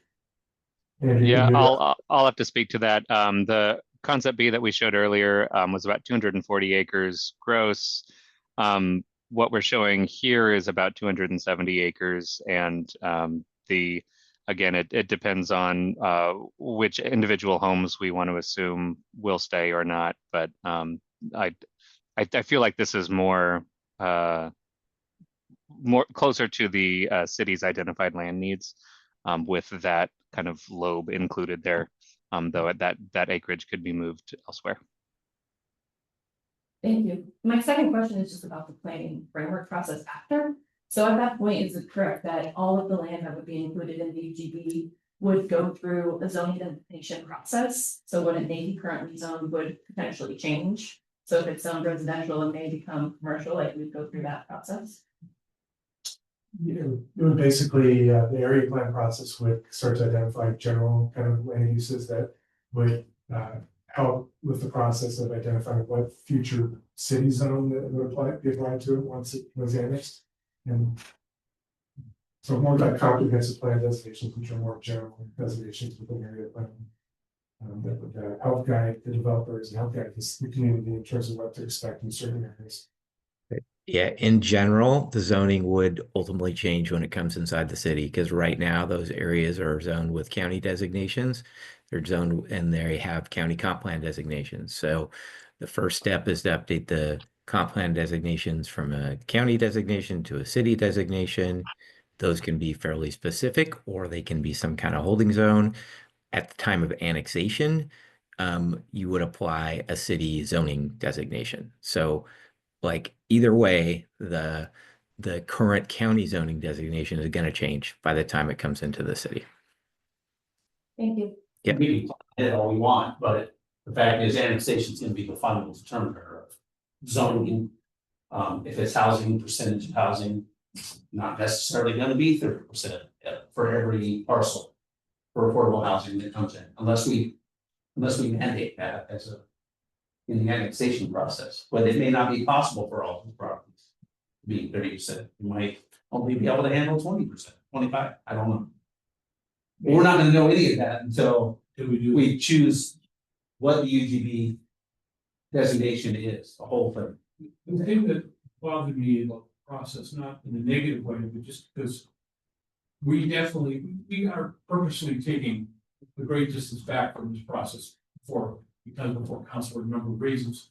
But the assumption that everybody who's included in option A or option B, either one, that anybody who's in there is ready and willing and eager to be a part of the city. And I think that I suspect there are probably property owners in the Barkley Meadows or across from Landing area who don't see any reason to get annexed into the city at this point in time. For reasons of taxes, reasons that they're happy with what they've got. I know we have landowners that own significant portions that are ready to talk and work with us. I understand that. But I also, when I start looking at some of these small parcels, whether they're on 126 or whether they're up around the perimeter, I think it's a little naive for us to assume that every one of those people are gonna line up their door and say, annex to it. I don't see that happen. Has there been a study on that? That's one of my questions. That's what I want. Is there a study on the willing participants and the percentage of interest that those willing participants have? Good question. Is there a bunch of, that we just block out as red, not part of it, we're not partaking in this for in the foreseeable future? Is there a study of all been done for that? The only study is that this UGB amendment process that we've been doing for the last year and notifying members of the study area with direct mailing. Yeah. You know, lots of, all the efforts we're trying to do, like make them aware, and a lot of them have responded and asked questions. And there have been some that have thought said no, they don't want to be part of the UGB. I haven't heard back from any that are in current concepts. The ones that we heard mostly were the ones north of town. This is different than what we've done before, even in 2005 or Reagan Airport in 2013. This is an actual 20-year supply. This is the way it may have should have been done in the past, but we can't go back and change any of that. So I think it's not only not likely that everybody wants to come in. I don't think that's going to happen at all. I think it's actually a good thing to not want everybody to come in at the same time. We obviously have some high priority people that are already adjacent to the current city limits in the UGB that want to come in soon.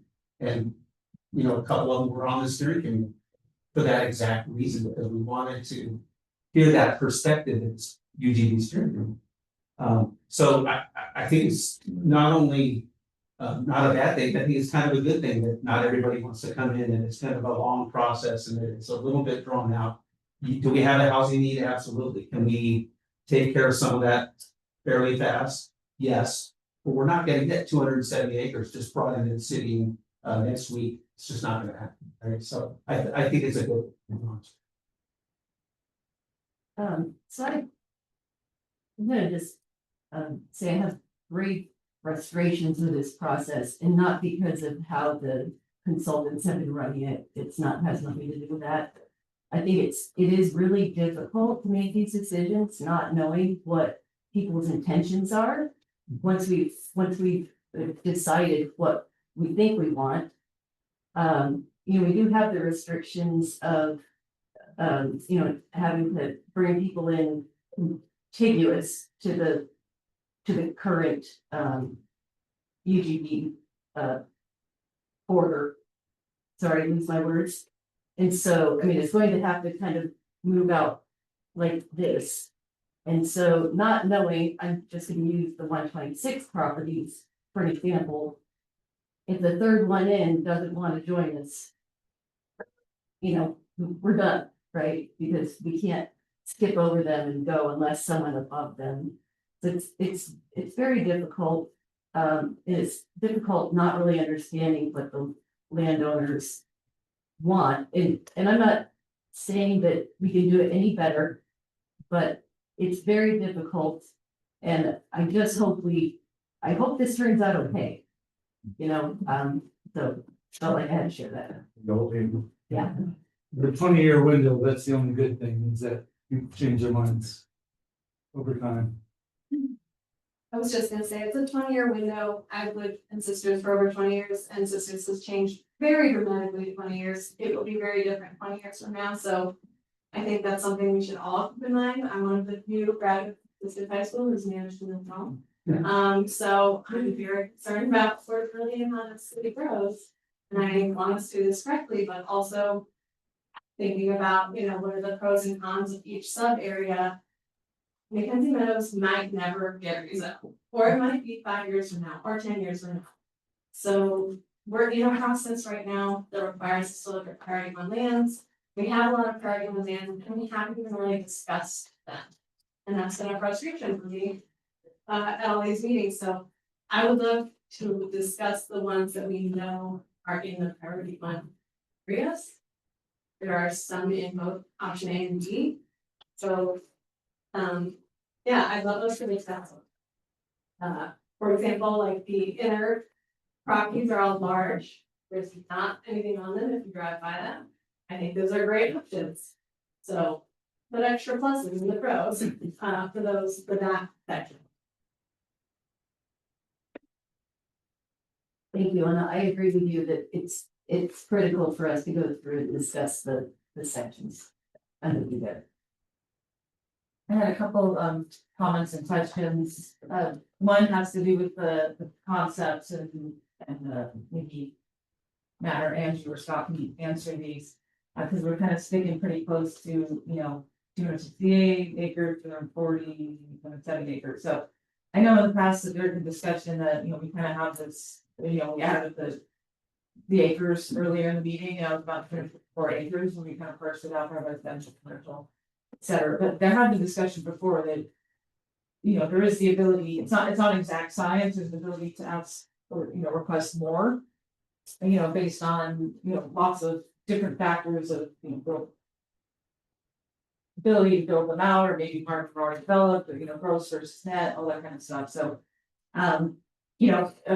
for one comment today, one person wanted us to be able to include all of, a large swath of the wetlands, so those could be managed, for instance. So, and this is just a question I don't know the answer to, is there any benefits or detractions to asking for, 350 acres, in regards that we're doing that because we're gonna try to bring in wetlands to preserve or something like that. Or maybe 58 extra acres trade later, right? You put it in urban reserves, so you have the ability down the road to utilize. Ben's done that. Right, so I just, Great success on that. yeah, that's a big question. Can we, be looking at larger concepts? Would that be a catalyst though for people yelling urban sprawl? Because they're yelling that already, I'm hearing that, and people talk around town, urban sprawl, we have to be careful. And according to what our guidelines are, we're supposed to get about 250 acres roughly, that's why that's being tossed around. We ask for twice that much. Are we gonna get, yeah. Yeah, microphone, sorry. Oh. It might not be allowed, it's for regular plans. Yeah, right, We're planning for it later. right, but that's what I'm saying. Again, the big plan, We ask for too much right now, are people gonna scream urban sprawl, we, asking more than what we're mandated to ask for, that's all I'm saying, is Yeah. a possibility. I think they don't understand the process and they don't understand that you need a lot to get a little. I think we're trying to hit a target, but I think that part of it is controlled by the percentages, of the assumed growth and housing needs. So you have to extrapolate how many acres you can put in based on schools, parks, houses. And then it's kind of a guessing game as to, it's 250 yield 200, it's 300 yield 250, what's the number? And I think Well, now, Counselor, Matt does have his hand up, so I think he had answered, but. I'm gonna say a couple things. One, I think you could pursue an amendment for more than the 250 acres we've been saying. But I would, That's my fault. I'm gonna turn it back up. can you hear me now? Yeah. Can you hear me okay? Yeah. Okay. I think that number is an approximate number. I think you could pursue an expansion for something more than 250 acres. But I think I would be careful about not going too far above that. And I think you'd need to make the case for why. And it couldn't just be to give yourselves some more room. I mean, that's the kind of thing that's going to get this this decision either remanded or appealed. Appealed by somebody, frankly, like Central Oregon Land Watch, or 1,000 Friends of Oregon or somebody like that. You really do have to stick pretty closely to the need that's been identified. Now, the need is for developable acres. So if you're adding some acres that are not going to be developed, that you're adding them because you think they should be in a conservation area, they're going to be protected, they're going to be open space or parks, that's one thing. But if you're adding areas that could be developed in the future for housing, et cetera, that's where I think you'd probably get into more trouble. I don't know what the magic number is in terms of what percent, you could go above the need that we have identified. Again, I do think there's some room there, but I would be careful about going too far above it. And so that's my advice for guidance. But like Andrew said earlier, yeah, the number is not so precise that it's got to be exactly 250 acres. Certainly you wouldn't want to double it. I mean, that's essentially what happened with City of Bend when they tried to amend their boundary in around like 2009. They went for 2 to 3 times as much as they needed, and they were remanded, and it took them another 7 years to go back and redo the analysis and successfully amend their UGB. So I hope that's at least kind of helpful. It's a sort of maybe, but I wouldn't go too far. My question really is that we're looking at land that abuts wetlands, that abuts areas that would probably have the proposal that was presented by one of the speakers earlier, the map, whether it looks like that or not is important. It's really, as a city person who's trying to make this town the way it needs to be in the future, a lot of that's going to be green space. It's not going to be houses, some of it. And so if you can bring in extra land that is wetlands or that can be part of the system, the park system, the thing that makes communities work, I think we'd be remiss not to do that. It pushes us well beyond the identifiable acreage we need for building houses. And I know you don't agree, Michael, but I'm telling you right now, I think that we need to look at Indian Fork Creek with that whole drainage area, if we're bringing in option A, to look at how that fits within the possibilities of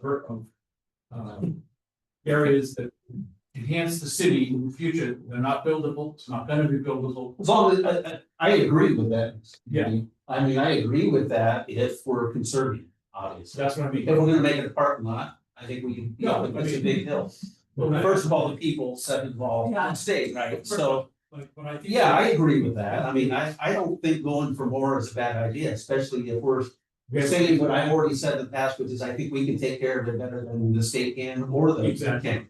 And I think we do. I think Creekside Park is a beautiful example of how a city can come together and say, we're gonna conserve that area. And if we want to add White's Creek to that, and we want to add Indian Fork Meadows wetlands area, I think that's fantastic. That's what I was asking. I'm all for it. We still have to get housing though. So if that's gonna be conservable acreage on top of whatever the housing needs to have, which is the 250 to 270, whatever. Right. I'm for that. And I don't think anybody would be against that. No. I hope. Anyway. I wanted to add one thing to just keep it back in your mind. Again, there's a lot of wheels in motion right now, so this is a given, but there is a bill going through the state house that's still alive and well, called House Bill 3746. And this is to loosen the really stringent regulations around building condos in the state of Oregon. And that has been, when you talk about missing housing in the state of Oregon in the last 20 years, that's been condos or, something that falls under that category where you kind of own a unit and maybe on the land underneath it. So, we have some condos in the city of Sisters, but they are all probably older than 20 years old. Because the rules got really stringent around it. That bill is making really good progress. Again, that is a way to get more units on a smaller parcel of land that people would this for a lower cost. In general, again, I think guaranteed, this is still a process, but I kind of just want to throw that out there as That is the liability issue. yeah, they made a, Congress had to carry 10 years worth of liability insurance. The developer did, yeah, versus any other. So it discouraged, It basically shut it down. They couldn't afford, nobody could afford to carry liability. So It's going back the amount of years, the regulator is involved in that and. So anyway, it's not a done deal, but just, I wanted to throw that out there, you know, we struggle with the value of land and how do we get more affordable units, and this is just one thing that has not been in the mix that. In my mind, fingers crossed, hopefully could be in the mix soon, if this bill passes, so. I just wanted to throw that out for something to chew on. I had a question about affordable housing. Do we have a 30% rule for the UGB? There's no set rule, that would We be, have the ability to set that as planning or council. council's discussed, the requirement in those numbers, but it would probably come about as part of, an update to our annexation criteria that the council has said we need to address as soon as we get done with this process. And so you could raise that at that time. You can raise it, the lower if you're doing. Okay, Yeah. that's good to know. The only time council has the ability to have say in what can or can't be done, or what sorts of things can be done, when it's annexed in, once it's annexed in, then the council is. And no longer, and the prime example would be some of the development happened over like Woodlands, and some places where people were saying, why didn't you do this, why didn't you do that? Well, the reality is, they came in under annexation rules 2000. I'm looking like we kind of. The forest land came in 1979. So UGB. And there was, you know, so the point is that. You know, we have some ability to try to do some things. And we're gonna have a lot of discussions about it. It's not gonna be clean, it's not gonna be easy, and it's not gonna be popular, but. I don't get paid to be popular, we don't pay me anything. And it may not be the same, for every annexation. That's The right. reason that Exactly. is. The reason it's not the same for any annexation, because it might be one parcel for annexation. Right. And one parcel of 10 acres. You're not gonna get Right. 30% because you just can't afford to. Right, build so it. you. Now, if you're doing 60 acres or, whatever, there's more benefit scale. For developers, and that's just the truth. Just a time check here, we're coming up on 6 o'clock hour, we anticipated that this meeting would conclude at 6 o'clock. I don't know if you guys have had a chance, as Aaron said, to really. Maybe you're not ready yet to provide some direction on the boundaries, talk about the boundaries. I wanna cut this conversation short, I guess. Are you guys interested in sticking around a little longer to have this conversation?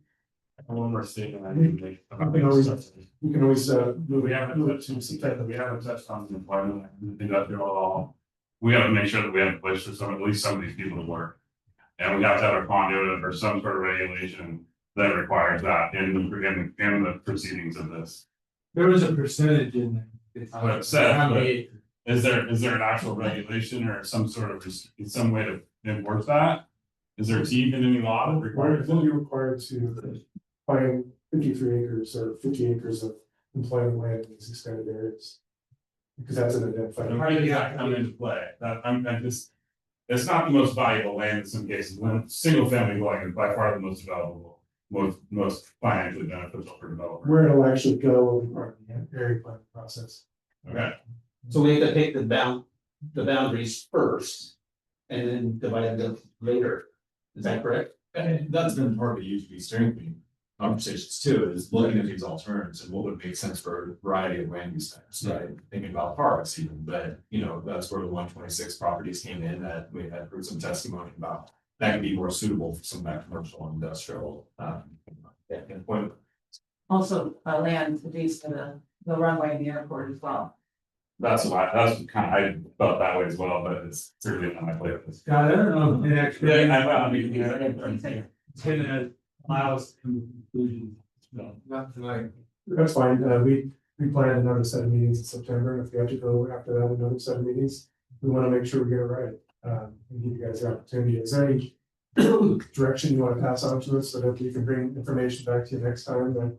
Or are we still not quite there yet? Or do we wanna wait till September? Yeah, people want to meet again. Soonish. I think we should meet sooner than September. To me, it seems that the next step logically in the back of my mind is to have a meeting after. Late in July or whenever, after the Board of County Commissions. We have more information about a lot of things to make decisions about in July that we don't have now. Yeah, like early August. Yeah, I mean, it's somewhere in there, because otherwise we're gonna be spinning this thing around and around, and we wait, do we wait, do we wait, do we wait, things like that. I think that you need answers before you kind of keep that top spinning fast. Okay, what is that information will know in July?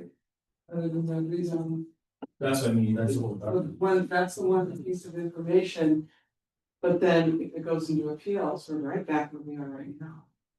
Oh, no doubt, but at least. Yeah, This is gonna be a longer process. Yeah, and that's when we have the debates about what's important and not, or how we're gonna do it. But I think that to make a decision today. You know, knowing what the result of that decision was, would not be. In my mind, the appropriate thing to do as an elected official, for instance. That's why I asked about August, which really slows down. I like that article. Yeah. I hate to take the can down the road, but. I know, but we should have all the information. to Yeah. work with. That's what I'm saying. Okay, so so the options are, the county says, yes, it's rezoned and there's no appeal. Or the options are, the county says, no, it's not rezoned and there's no appeal. Right. I think we know that for people who own the property are very motivated to get it rezoned, so they're gonna appeal the decision if it's a no. And we've heard from groups that say it's a yes, they're gonna appeal, so we know it's going to be going through appeals. So you just want to take it out on the table and consider it. That's your. I would say we should move forward with option A. We didn't discuss any of these parcels today, so it's kind of a point at this point, and we're gonna have to meet again. So it's kind of the same thing, but I guess we're meeting in August, but I would say we should move forward with option A. Because no matter what, there's going to be appeals. I agree with Anna. I think that it makes sense to move forward with priority one land now because the appeal is almost guaranteed one way or the other, and it's gonna continue delay and. If it goes to LUBA, that is a very long process, and I think we need to continue moving forward with very viable properties. And I'll just close by saying I support concept A with some variations with the additional concepts. Bringing in probably different parts of that Barclay Meadows to get to the conservation kind of wetlands district and including all of Highway 126 properties. I concur with Julia. I'm the exact opposite, and I'll tell you why. If it's gonna be appealed anyway, then we don't have to make a decision right now, actually, and we can keep it as an option.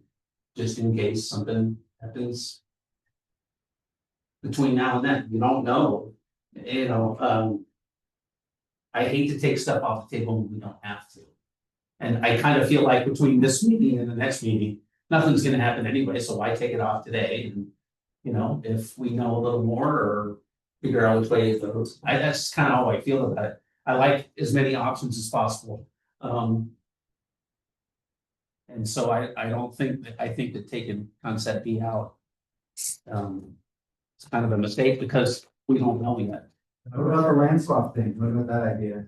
Later date. That's so complicated, I don't know.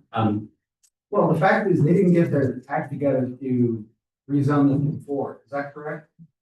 That's correct, but there's also power, water and sewer stuck in since 2012. Understood. Why didn't they apply for rezoning in 2012? A lot of people that haven't lived there since then don't even understand that it's probably thought of to be the next place to extend for much longer than many of us have lived there.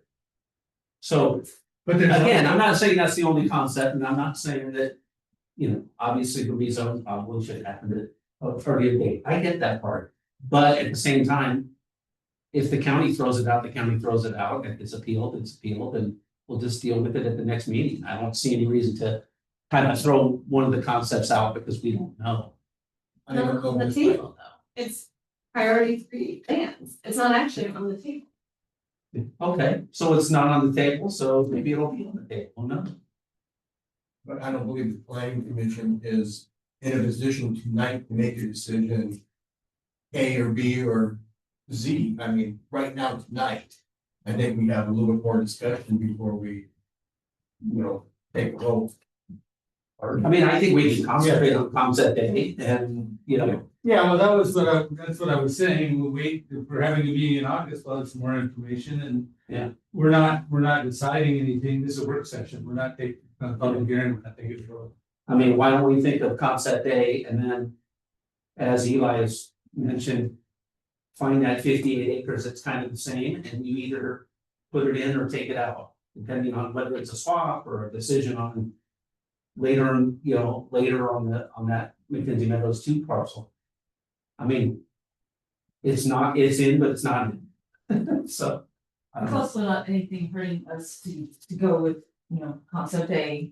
And, you know, if something magical happens, you know, with the McKenzie Meadows property, then it's not like, well, la, you know. It doesn't exist, you know, there would be an opportunity to pivot. At some point, there won't be an opportunity to pivot. Right. However, there, you know, there's still paperwork and maps and, you know, markers on, you know, maps and stuff to do in the meantime, but I agree with Anna is that, you know, there's lots of priority 1 lands, and they're kind of tasked with more or less exhausting them, and there's a lot of them. We're still working on it. It's beautiful, so, That was our marching orders 6 months ago or whatever it was, when we Yeah. started the community meeting. Well, yeah, But I was being optimistic. yeah. I mean, we had a discussion the other night about something else, it's never pretty, it's never nice, but. I feel very firmly that I can't take anything off the table till I know what the answers are, and I understand what you're saying. I hear you very clearly, I don't disagree with you in slightly. But. Because of where I sit up there. I'm not comfortable with picking one option over another tonight, if we don't have all the information, that's really what it comes down to. And I think that's fair to everybody who's involved, whether it should have been started, a process should have been started 6 years ago, 5 years ago, 4 years ago, which probably would have been realistic.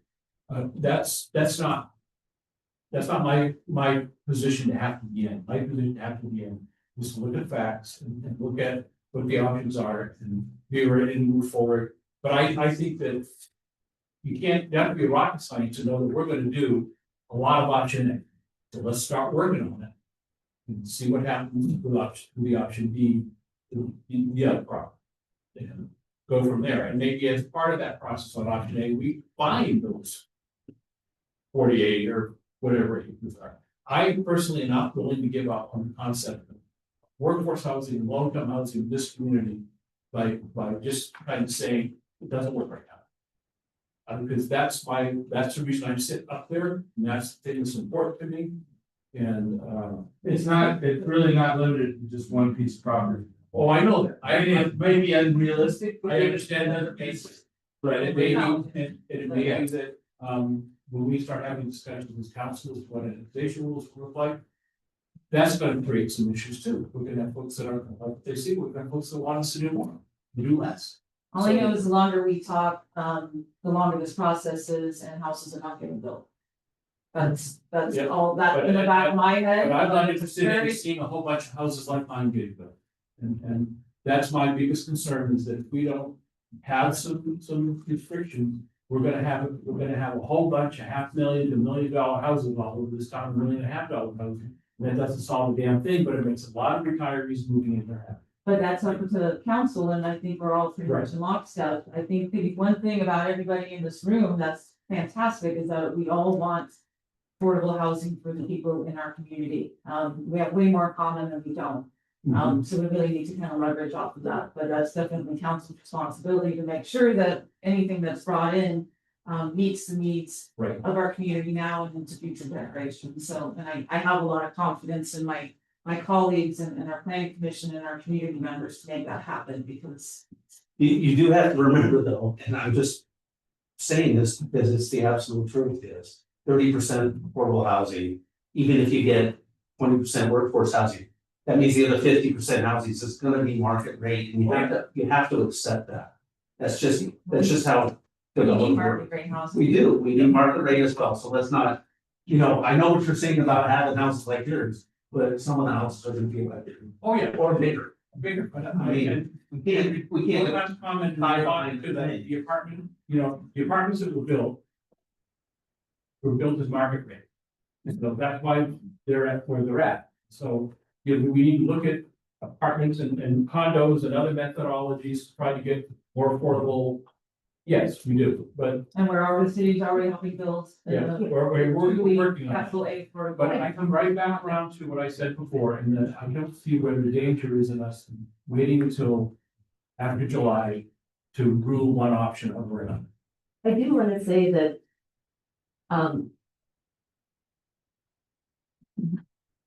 Councilor Ross has spoken about affordable housing several times tonight. And I feel like we have to keep talking about it because it keeps getting pushed to the back of people's minds. And honestly, I'm the person on our council that, and I'm not gonna dig deep into this, that is on the House List Committee. And I don't feel like we've been talking about that as a council. We have committees on it. And that's not being pushed forward right now. And the vulnerable people need to be spoken for more and more. We can't forget about it.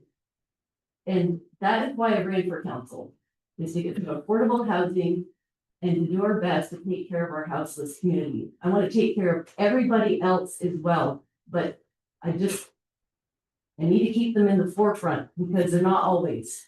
And so I don't think Councilor Ross speaking up for affordable housing means that he is forgetting about the other 70% at all, because those are important people in our community as well. We all are important. Well, we just need all housing. We need all. We do need all housing. I just want to say that I support him in bringing it forward, but I do not think he is blind to the whole community. Just one. So, and to summarize, I think we're talking about a meeting again at the end of July, beginning of August. Well, in that time frame, I would recommend that we probably run through the steering committee again. And that we probably wait till after the decision's been issued from the county, which could probably put us in that early August timeframe. I would suggest having one more meeting with the steering committee because they didn't get probably enough time to really talk about the draft rules as well. They probably need to, you probably want to hear their recommendations, really digging into the details of this property in, this property out in terms of the recommendation, then giving you guys the opportunity, which should probably be at the end of August, maybe in September. Maybe another joint meeting, I don't know. We'll find. Get the meeting buddy up. I might have to watch the way of my card. No, I think it would be great to have another EPD steering committee, because at the end of the last meeting, we were right there, getting there to talk about what and where and what the boundaries were. And then we had this meeting and we're still not talking about it. It's like, so I'd like to get together as a UGB steering committee. I think that that's a great group to throw back at us as a group, find the boundaries that we think make sense.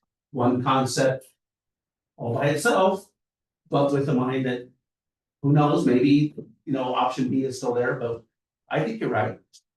Concept A with the whole thing, trying to figure out one concept with all the acreage in it. Then, you know, we have to cut 58 acres down the road.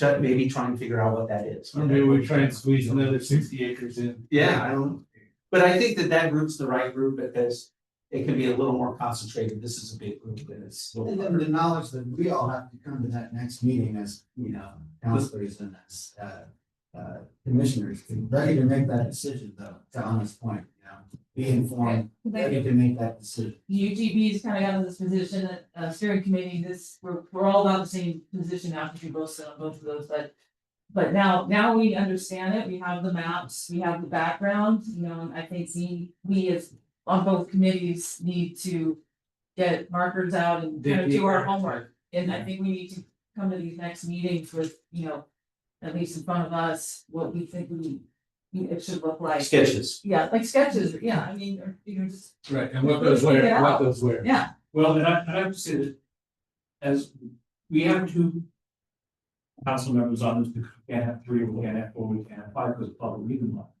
So you've got over half of the council who have not had the benefit of all these discussions that are going on. We get to read the notes, but they are what they are. And or listen to the audio, but it is what it is. And so you're not gonna have a good time with me making quick decisions if I don't have the information in front of me to make the quick decisions with, whether that's drawings or whether that's whatever. when these discussions happen in the steering committee. And there's a lot of consensus in the steering committee, and that's what it should be. But that doesn't necessarily come back across to me as a counselor in the discussions that we're having. And so we have to figure that out, because ultimately, I'm gonna sit up there and vote for something. And I'm not gonna vote for anything I don't know nothing about. And I'm not finding fault with anybody that's in this room, that's just the nature of the process we all have to. There's nothing to vote on, yes. All conceptual.